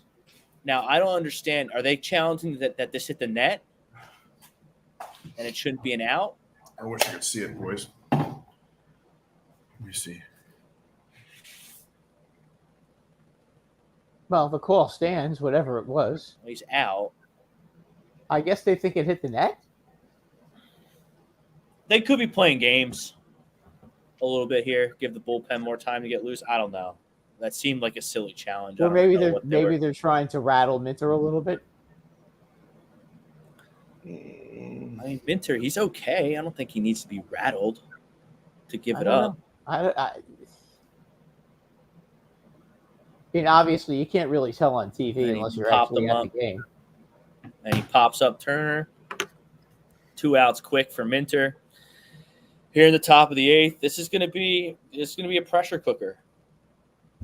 I don't know. Do you send Alvarado back out there? Yeah. Yes. You have an off day tomorrow too. You're kidding. Travel days Travel in a 5-game series, though. Travel day. Right, because tomorrow's Tuesday, then Wednesday, Thursday is at Citizens Bank, back to back. Wow, that's crazy. It's for TV as well. Correct. I get that, but it's baseball. That's the worst part about making the postseason. Right, then they'll have the two. They'll have the two now. Now they have it split. That used to be the one seeds option. They could have game off day, and then it's funny. Then they rush you back 4 to 5. So then you get like the Yankee series. We got a off day in between game 1 and 2, and then between 4 and 5 in the A's Twins series in 2002. We didn't get an off day. We got a 4 o'clock Minneapolis start time, where the game went 4 hours, and then we had the 1 o'clock game in Oakland. So we had to get on a plane, fly to Oakland, lose 2 hours, and then play. That's brutal. Yeah, it was Tom Arnone. Anyone else a nervous wreck? I think doing the show right now for live reactions and post game is helping my nerves actually. So I'm trying to keep it together. Man, you're right. Talk it out. Saturday, I was a wreck. Let's talk about a little bit about your Twins, by the way. Yeah. Because I think I think Pablo Lopez last night basically said to everybody crying about Trea Turner to shut the hell up. That the sheriff is here because he shut down the Astros last night. Get down. He pitched very, very well. He was pretty damn good last night. Yes, he. I mean, I was watching a lot of that game because the football game was a massacre, so there was no reason to stay with that. I give the Twins a lot of credit because even in game 1, they could have. They fall out behind. I mean, they had that way. You want to talk about a momentum, just roller coaster. You get 2 guys on early against Verlander. You got your 3-hole up, double play, and then Altuve hits the first pitch out. You're and then they were down 5-0, made it 5-4, come back. Alvarado hits a home run. But at least you made it respectable. You made a push, right? You had you had your chances against Verlander, which is all you can ask for. And I thought they handled it really well. And they got you got Sonny Gray going at home. He's been pretty good all year. I think the storyline of that series, Carlos Correa, really for the Twins playoff run here, Carlos Correa has been fantastic. Oh, it matters. Yeah, I mean, think about it. When you start passing Jeter and Ortiz for career RBIs in the postseason, you're doing some serious damage in October. Yeah, you played a lot of baseball. You played a lot of baseball in October. Yeah. Yeah, and he's a good. I'll tell you what, the Correa playing for the Twins, it's helped that team immeasurably this year. They're doing it without Buxton too. Buxton's not playing. Polanco's my guy. He missed 80 damn games this year. He still hit 15 homers. So Polanco is a very good ball player. So good. Let's just give you a preview of what's going on tomorrow, October 10th, Tuesday, 4:07. Houston, Minnesota shifts back to Houston. Pitching matchup. Well, Christian Javier versus Sonny Gray. Right. I mean, that's Javier I think that might be an advantage for the Twins, to be honest with you. Javier has been awful this year. I mean, maybe he's going to come back and be playoff Javier like he did last year against the Phillies. But I mean, this whole season he really hasn't been very good, Rob. And you know that I know that. He's walking into the lion's den because that one thing I know about Minneapolis is when it's postseason and you are doing something, it's loud. Yeah, it's a hard play. It's not an easy place to play. Those are loud fans. Like the Metrodome was phenomenal, but obviously this is not the Metrodome. But that place, they know how to do October in Minneapolis. That place is going to be loud. They do. We know. And it's going to help them a ton. And then 8:03 on Fox right after Houston, Minnesota, Baltimore down 0-2. They lose both games at home. Texas looks like the real deal. Texas is going to. That guy Evan Carter has come up. He came up in late September. He's hitting the cover off the ball. Mm-hmm. They have Simeon and Seager at the top of that order. Texas is really good. My boy Garber he was my catcher in Chattanooga. Garber was. Yep. So I had a little silent fist pump after the grand slam. So did you have that guy? Did you have that guy Evan Carter at all in the minors? Team USA at all? Nope. He looks really good. He looks like he's 12. He does look like he's. Nice 12. to see Garver finally get in the lineup. He's battled a lot of he had a lot of injuries the last couple of years. They kept him. Yeah, because they had another catcher who's been really good, by the way. Yeah. I mean, he had that 30 home run year with Minnesota, and then they traded him, and he hasn't really. Yes, you're still up 4-3. Yes, it's 4-3. There is now one out in the bottom of the eighth. Alvarado's still on the hill. I think that was Michael Harris. Just flew out the center. He hit it on the nose, but the ball hung up, and it looks like they're going to take him out. I wouldn't take him out. Depends who they're. I was just about to ask you how many pitches does he know? Is he usually a one-inning guy? I haven't watched enough of him to kind of. He must be. Yeah, he seems to be throwing the ball really well. 16 pitches. I wouldn't take him out either. But Topper's been playing this bullpen like a fiddle, so I trust him. And they're bringing in Hoffman. Hoffman's he's good. Hoffman only has to get 2 outs. Well, I just don't trust him. He just doesn't. He's got sub-3 ERA. He's got a lot of things. If you looked at his baseball card, yo, this guy's good. But I don't know, something about him I just don't trust. So I'm not a fan of this move. I would let my best reliever, Alvarado, stay in there and that's what's weird. I would have had him pitch 1 2/3 innings. I mean, which makes no sense to me is because Acuna's 0 for 4, 3 walks, 2 punch-outs. Hoffman, he's 2 for 3. It's 1K. Small sample size, but still. Right. I mean, we didn't see the hits, Doug. They could have been weak singles. Is that stupid binder, Doug? That's the be-all, end-all. That is binder baseball. That's what just gets us. You don't look at it. Wow, this is my best guy. He's throwing 100.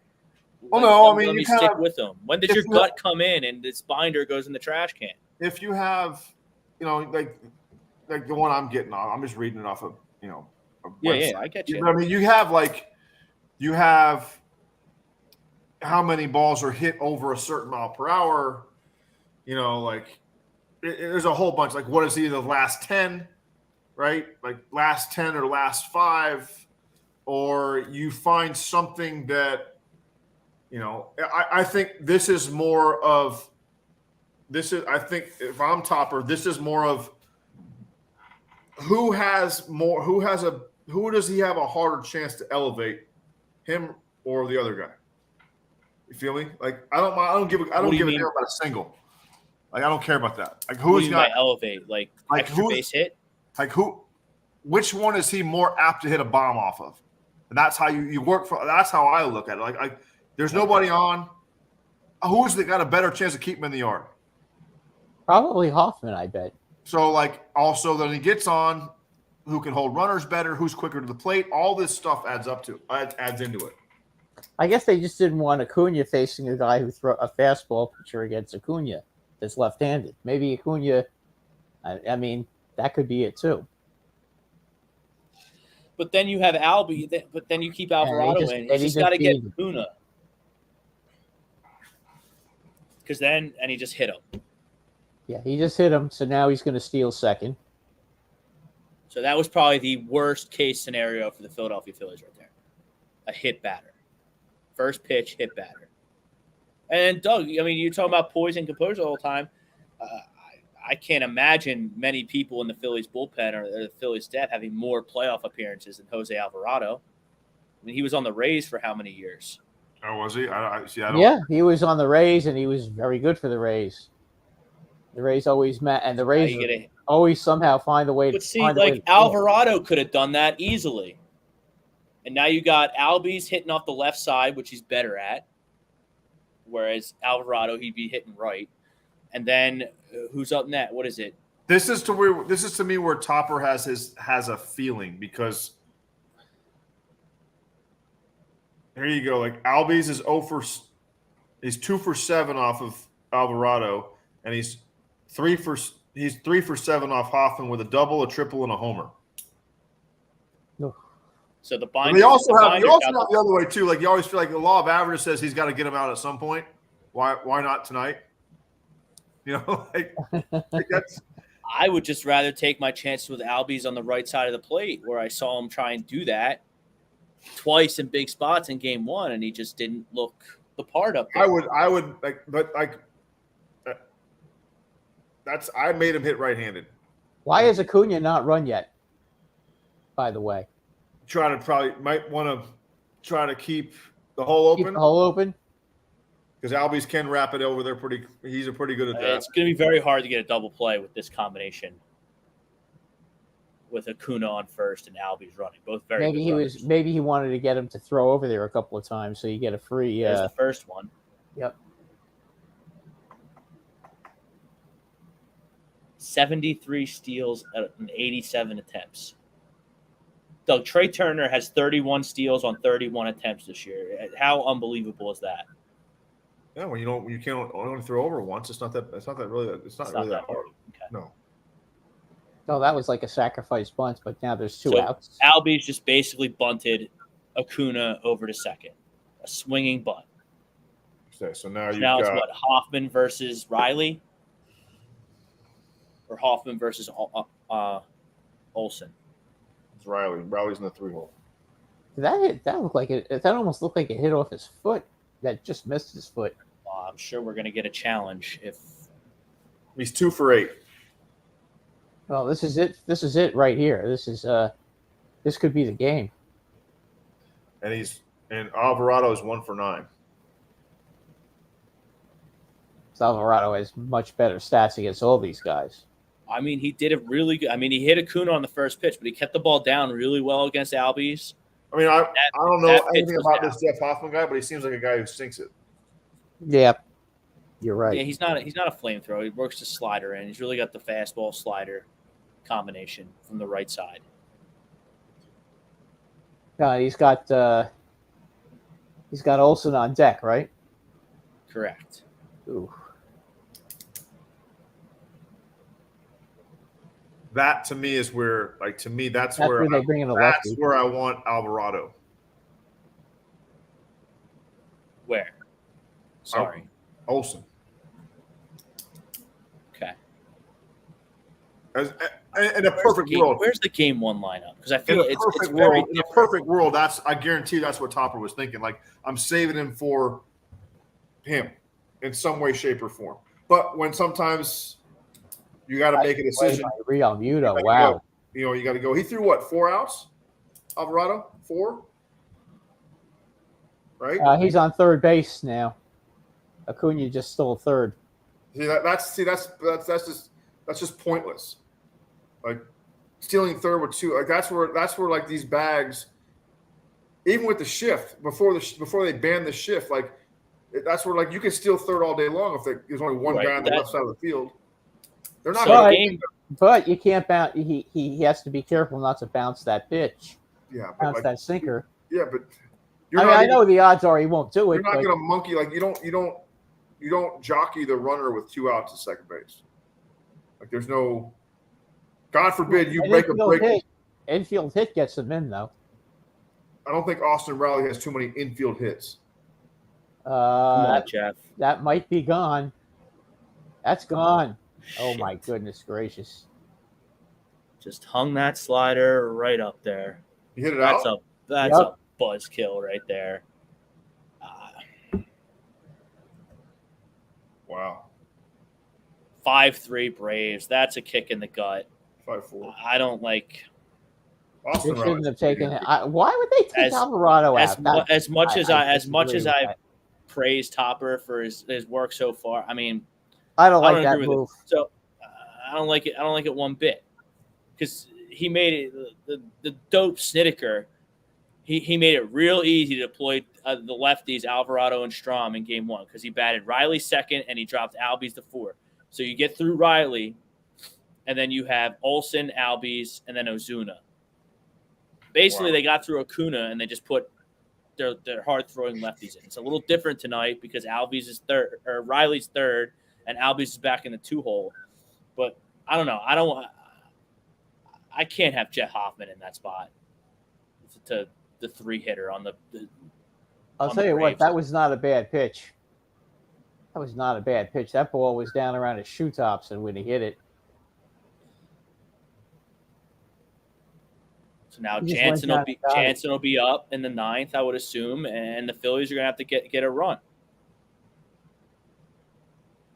I thought Jansen this is what they do. Brad. Isn't Jansen on the Red Sox? I'm still very confident the Phillies can still win. What's that, Brad? Isn't Jansen's on the Red Sox? I thought he was the Braves closer. I think he's on the Red Sox this year. Can you check that? I am going to check it. I mean, maybe I'm wrong. I could have sworn Jansen closed against the Yankees a few times this year. No, he's not there. You're right. It's Iglesias from the. But the guy from the Reds? Yeah, he was on the Reds, and I think then he was on the Angels. He's they used Minter, they used him, and they have 2 Raciel Iglesias on the team. One's number 20. Well, he's not Mariano Rivera, Rob. You could get to him. The big deal. It's a big deal if he's only protecting a 1-run lead in the 9th inning of a critical game that they have to win. The Braves really do need this win. No ifs, ands, or buts about absolutely. Absolutely.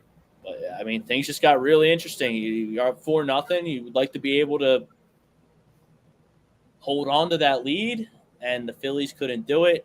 Austin Riley gets to him in the bottom of the 8th, and here we are, down 5-4. They just showed a picture of Zach Allen. He looks just like his dad. I used to work with his dad, by the way. His dad lives down the street from my cousin, actually, in South Jersey. Yeah, his dad used to work with me at the collection agency many moons ago. Unless we get 9th inning magic, we have to rely on Nola. I mean, Nola's been great his last 3 starts. 1 a postseason start against the Marlins. So I don't know what happened with the Nola in the regular season, but I mean, Nola looks like a different pitcher down the stretch here. Gregory Soto was really good in the American League. I wonder what happened this year. He's been not reality set in. Yeah, he's not been the greatest asset in Philadelphia. Interesting. He was the Tigers closer, and he was really good. But again, when you're closing for a last place team, it's not the same thing, right, Doug? He started for me in AAA. Did he? God, he had no idea where the ball was going. No idea. Hopefully you can figure it out now. We need him to get one out here, and then you got to go hitting. I don't know who's up. I don't know who's due up. Who's due up for the Phillies? Well, it was just the bottom of the order, or the top of the order. Excuse me. So you got the middle of the order. It's 4, 5, probably and 6. it's probably Schwarber's not a Bryce. comfortable at bat at all. He's definitely not a comfortable at bat What do you mean by that, Doug? because you don't know if he's going to throw it behind your head or he's going to paint the black. Gotcha. It's firm.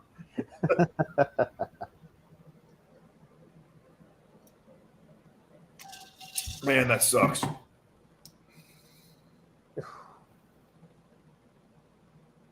Oh, He misses. He's like, I've watched this guy all year. He can't throw the ball down. I don't know if he's trying to throw the ball down, but he never gets the he's ball not trying down. to do anything. He's just Is trying to that rip him? it as hard as he can. Did that hit the knob of his bat just now? Foul ball. Yeah, it looked like it hit the knob of his bat. Yeah, Don 19. He's a Detroit fan. He listens to the show. Soto was up and down for the Tigers. Okay. Which is true. I feel like he was always in like a closing platoon out there in Chicago. I mean, he was never like the definitive closer there. He would always be like him and another guy would always have 15 saves, and the others. We're in Detroit. In Detroit? Yeah, because you gotta win more than 40 games to have more than 15 Right, saves. Yeah. Good point. But I mean, the Phillies, they got 2 utility infielders to get them who didn't wow me at all, and you don't really need that many utility infielders when No. Bohm, Stott, Turner, And they're a kind of dime. set there. So Let's be what's up? honest. They're a dime a dozen anyway, utility infielders. So here comes the $330 million man. Bryce Harper will lead it off. JT Realmuto, followed by, Castellanos in the 6th hole today. Yeah. Oh, that's a pretty reasonable lineup to go out there. So, I mean, this is it. Has Iglesias ever closed in a playoff game? Just curious, because I mean, the Reds were good in I don't remember how long when he started in Cincinnati, but the Reds had some they had Brandon Phillips and Votto, and they played the Phillies one year, and Roy Halladay got that no hitter, right. and they kind of dissipated after that. But I mean, in 2010s, the early 2010s, the Reds had some decent. It's been teams. a long time since this guy has pitched in a postseason game, And then he went to. And now his first batter up. Welcome to the playoffs. Here's Bryce Harper. I hope Bryce hits a homer. Well, I was looking forward to. Could you imagine how stunned the Braves fans would be? I was looking forward to talking smack to my Braves people. Well, the Braves fan, they didn't go their way on that catcher interference, and then they started throwing stuff on the field. No one. 0 you-know-whats were given. If Philadelphia fan, if I go out there Wednesday, and Philly fans start throwing stuff on the field, we'll be on CNN, Fox News, all over the internet Well, as you don't think monster Yankee fans that blued Santa Claus. You don't think Yankee fans get the same? Well, I mean, the Braves fans, they got this racist tomahawk chant that they won't change. Everyone else has to change it, and they throw stuff on the field. I don't like the Braves at all. I don't like the Braves. I don't like the Braves one bit. I mean, Miles Straw is talking shit to the fans because the fans were busting the center fielder's balls for not catching a fly ball. Well, who's Miles Straw? Huh? Who's Miles Straw? He was on the jawing at Indians. fans. I know who he is. I'm being facetious. Yeah. But he's not a bad. But you're jawing at fans. Really, dude? You ain't that good. And then he gets mad. Because they start throwing shit at him. Well, why are you even acknowledging the Yankee fans? The fans shouldn't throw stuff on the field. Period. No, they shouldn't. But you can't. But if they're busting your balls, you can't be yelling back at them. That you got to know better than to do that.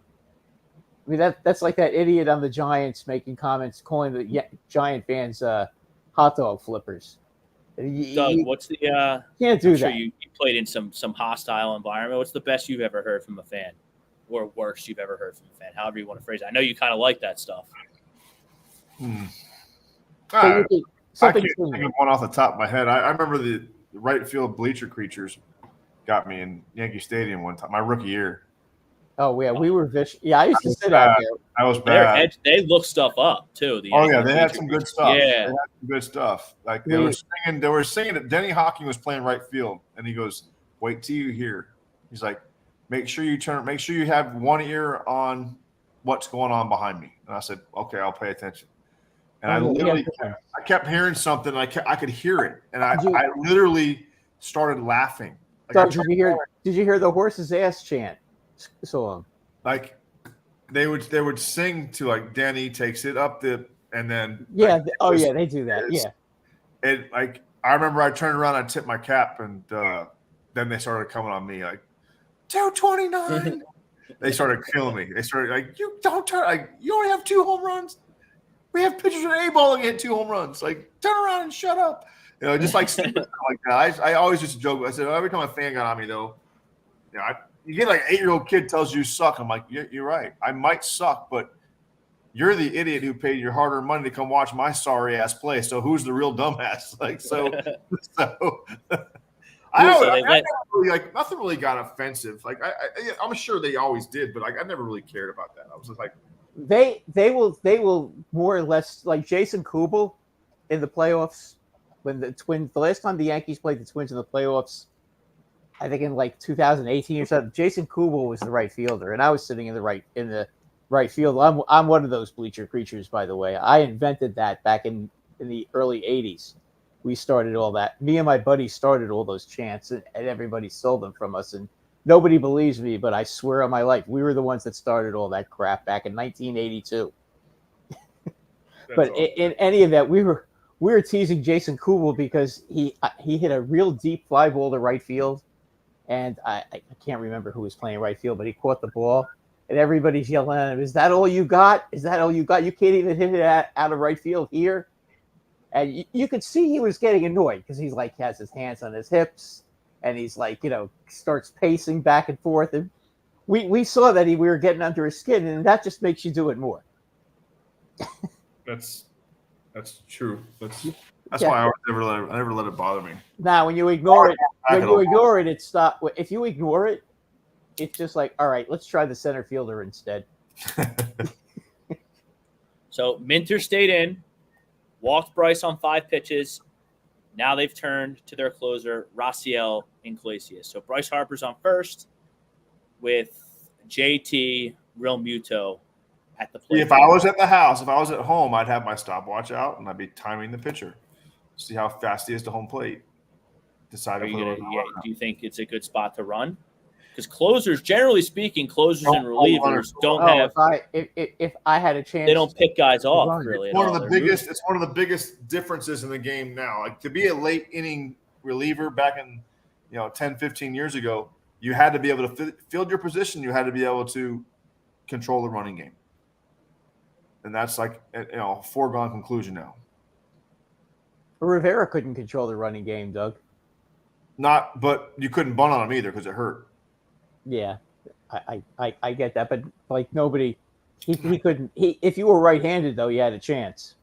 I've had a pinch bunt against him in the ALCS, and I bunted her off my middle finger, and the umpires didn't call it. Thank God. I was running to first with blood spitting out of my finger. Oh, jeez. I wasn't about to. No. But you don't want anybody to see that, though. The ball went right down the third baseline. I'm like, I did my job. I'm getting the hell out of here. Some tape on it, and then we're out of here. I said, I'm not going to I can't do this again. You're going to throw a cutter at my throat next pitch, and I don't want to be in here for that. Funny, when he first came up, he was a high fastball pitcher. Then he learned that pitch. I don't know how he learned it, but boy, oh boy. And we'll see. This is a big spot. I would be running if I were him, if I could get them to. He's all over the plate right now. I mean, that first pitch was inside and it hit his bat. The second one is a foot out of the strike zone. They're smiling. The Phillies. If you have a reliever, out there, and you're pretty sure he's going to throw a breaking ball, like you're going to be safe. Yep. Well, it's one out. Popped it up. Now it's not a bad time to run.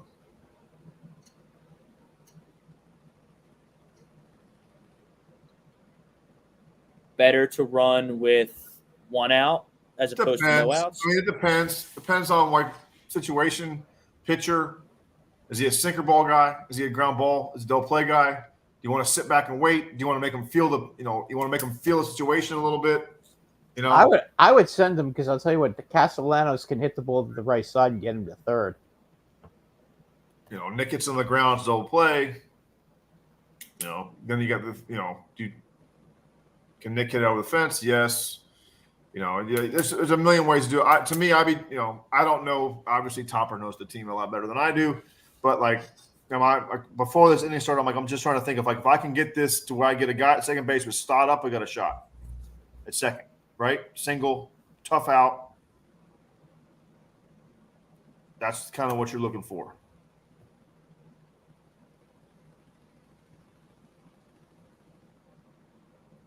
He has no chased outs that is a tough one because no outs is all right. You take a shot, and then if you get thrown out, you kind of wiped away the entire momentum. The fact they brought in a new guy kind of changes it because now he doesn't have a chance to get comfortable, right? He's got to worry about the runner, or the hitter. I definitely would have left him there with nobody out. One out, I think I'd be trying to go right here. 2-2 is a good pitch to run on because you don't want to be 3-2.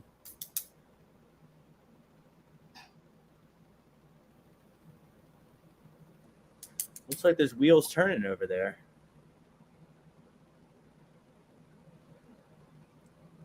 I never really trouble. That's trouble.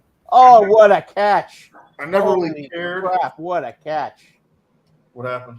They doubled him up. Oh boy. Get back. Wow. They doubled him off to win the game. Son of a bee sting. All right, let's hear a quick word from our friends at Royal Billiards, then we'll be back with some post-game show stuff. Royal Billiard and Recreation, proudly celebrating 40 years and our new, bigger showroom. Twice the size and twice the fun. More pool tables by Olhausen. More dartboard sets, including custom-reclaimed backboards. More bar and kitchen stools that can change a room. And more bars, including pre-built and custom. Hot tubs, skee ball, shuffleboard, outdoor, and fun. Royal Billiard and Recreation, your ultimate game room store. Now located on Bethlehem Pike in Colmar. All right, there's our friends at Royal Billiards, one of our sponsors here. Best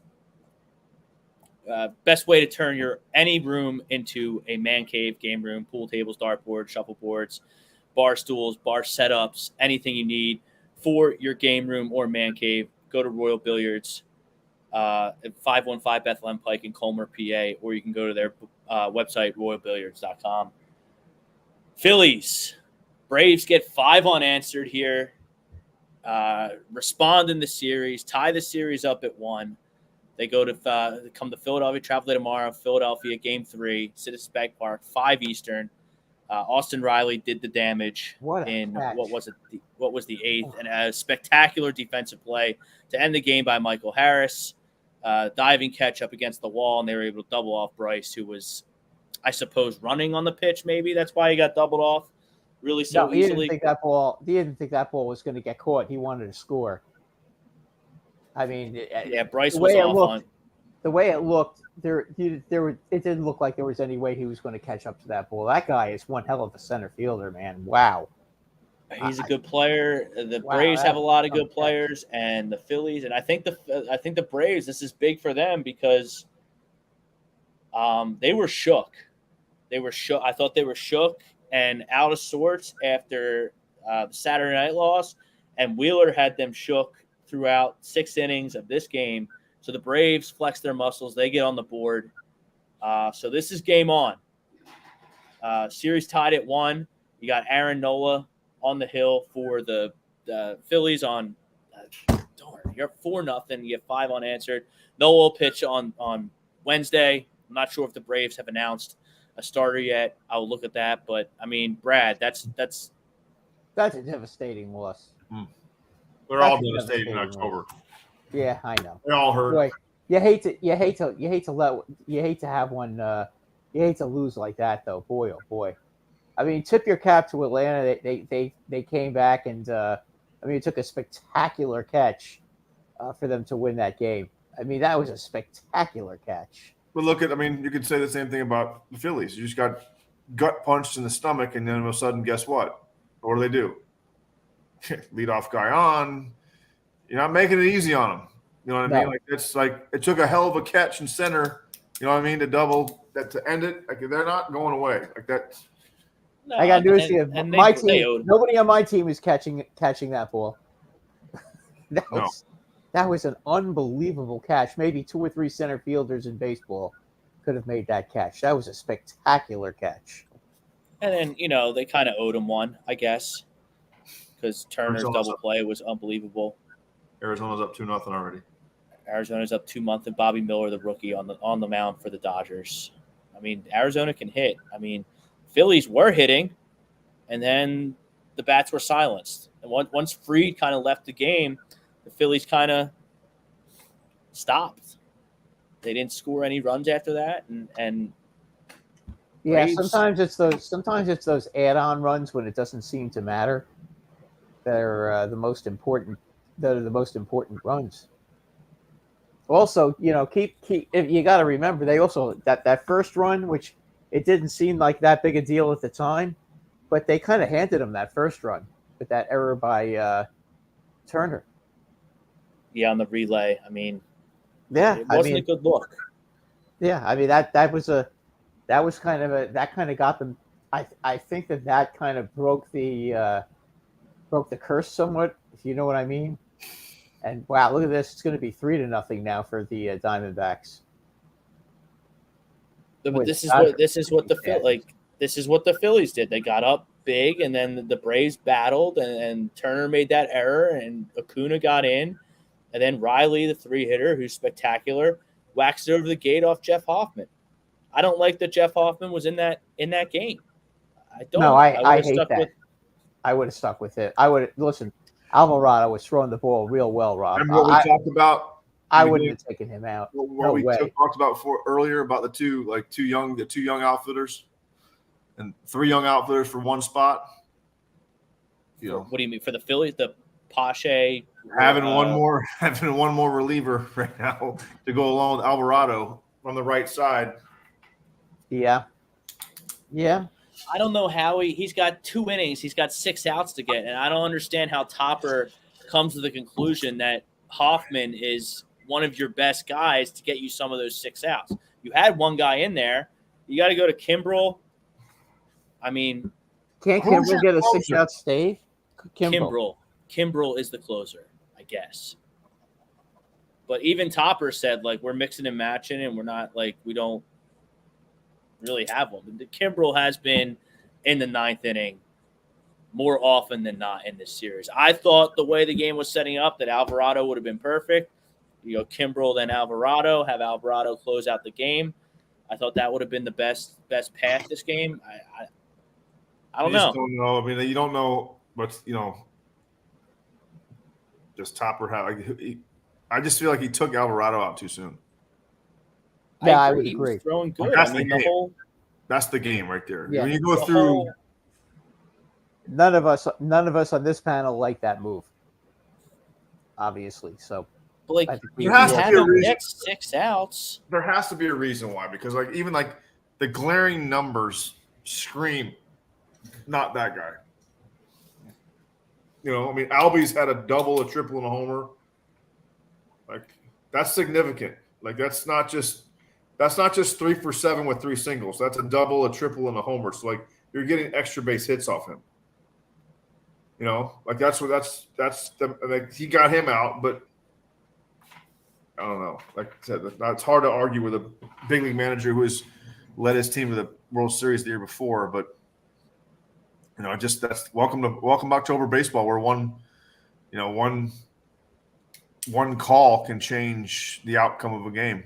And it wasn't. I mean, he split the plate with that. It just was down. But sometimes you got to credit the other guy for hitting it.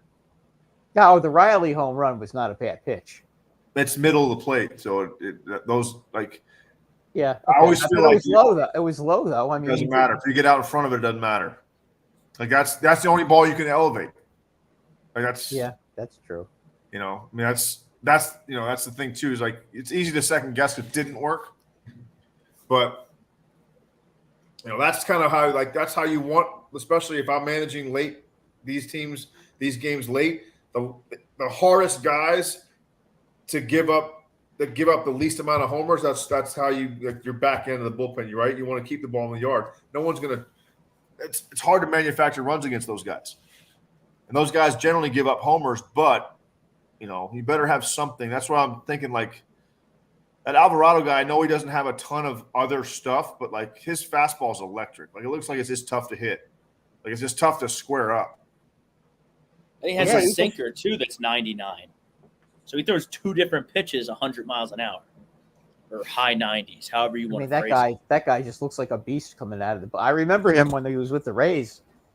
He was tough. There's got to be a reason. They got to have data on it where like they're like after so many pitches, or he doesn't do well after this amount, or whatever, or he was sore and told me only could give him 1. Like that happens too.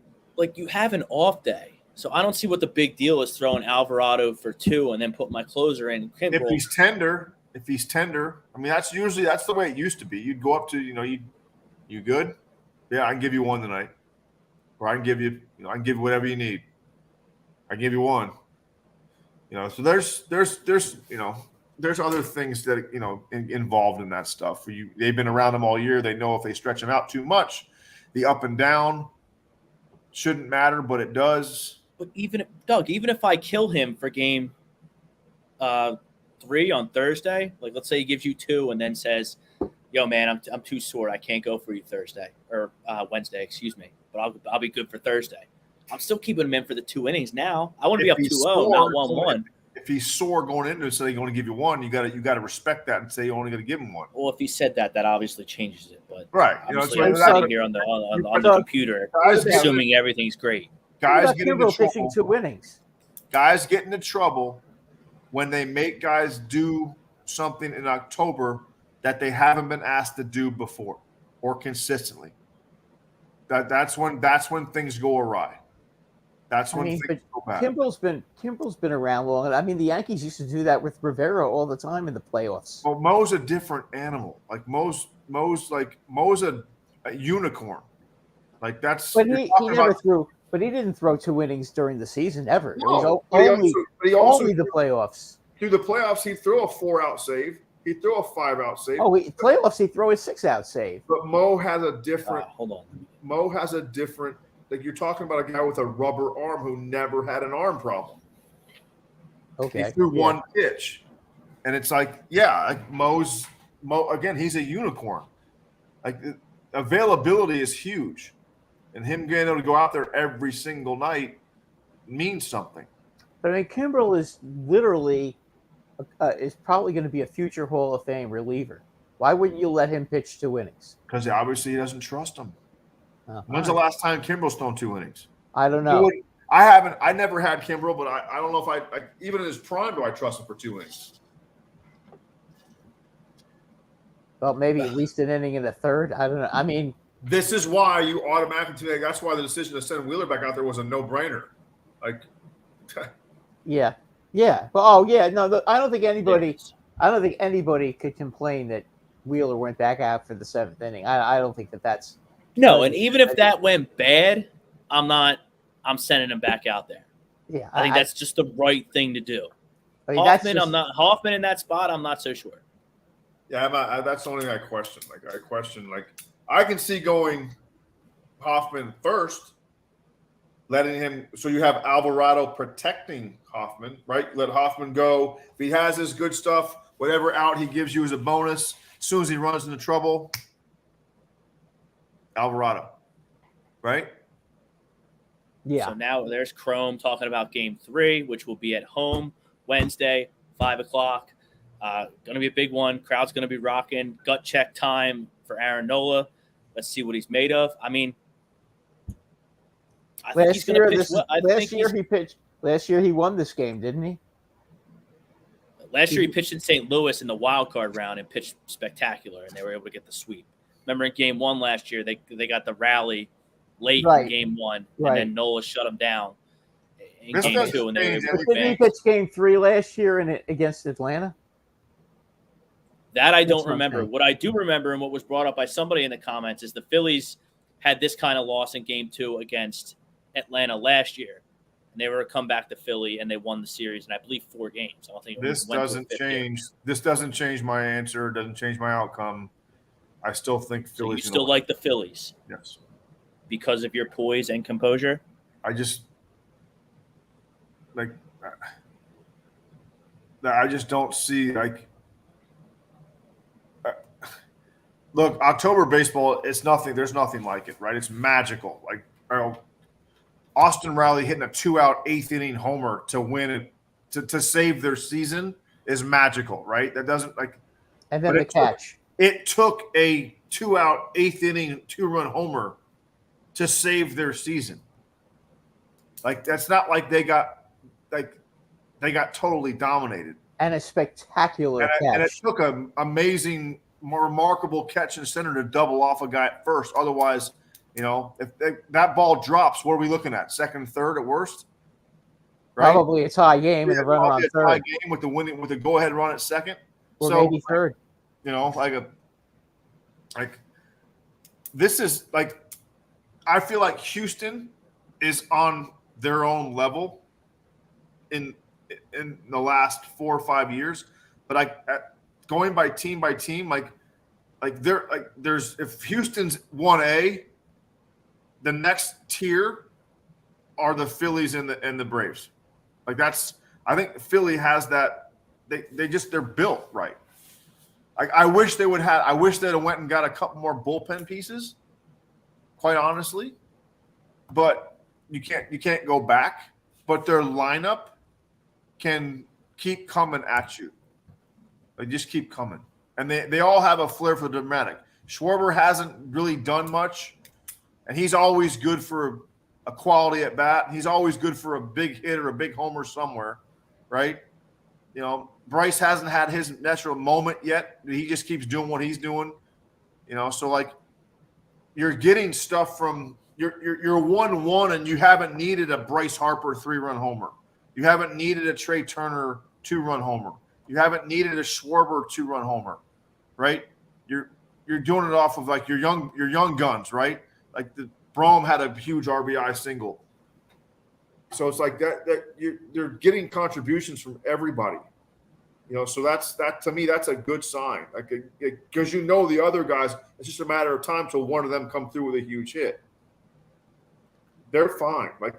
They've been the most consistent team of this. They haven't hit over the fence, of course, but they're tied 1-1 going back home. Which is what they probably wanted. Do you view that as a win?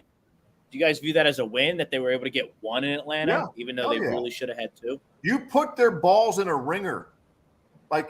They were dead as a doornail in the 5th inning. There's a little skepticism they caught up, but they got another off day. When you have a chance, this one's going to hurt. Getting on that plane's going to suck. But when you step back tomorrow, when you think about it, we're right where of course, everybody wants to be up 2-0. But 1-1 going home, best team in baseball, we'll take it. We're fine. Yeah, got a quality starter going out there on Wednesday. You could be worse. You could be the Hurricanes and not kneel the ball and then losing to Georgia Tech. It looks like the Braves are going to have to throw out. Braves are what? Looks like the Braves are going to have to throw out Bryce Elder on Wednesday afternoon. Then it'll go back to the top with Strider, I would assume. Bryce Elder, kind of new to the scene. He's 24 years old, 12-4 record this season, 3.81 ERA, 128 strikeouts in 174 innings. So not really a strikeout guy. A 1.28 WHIP, which is pretty high. A little high.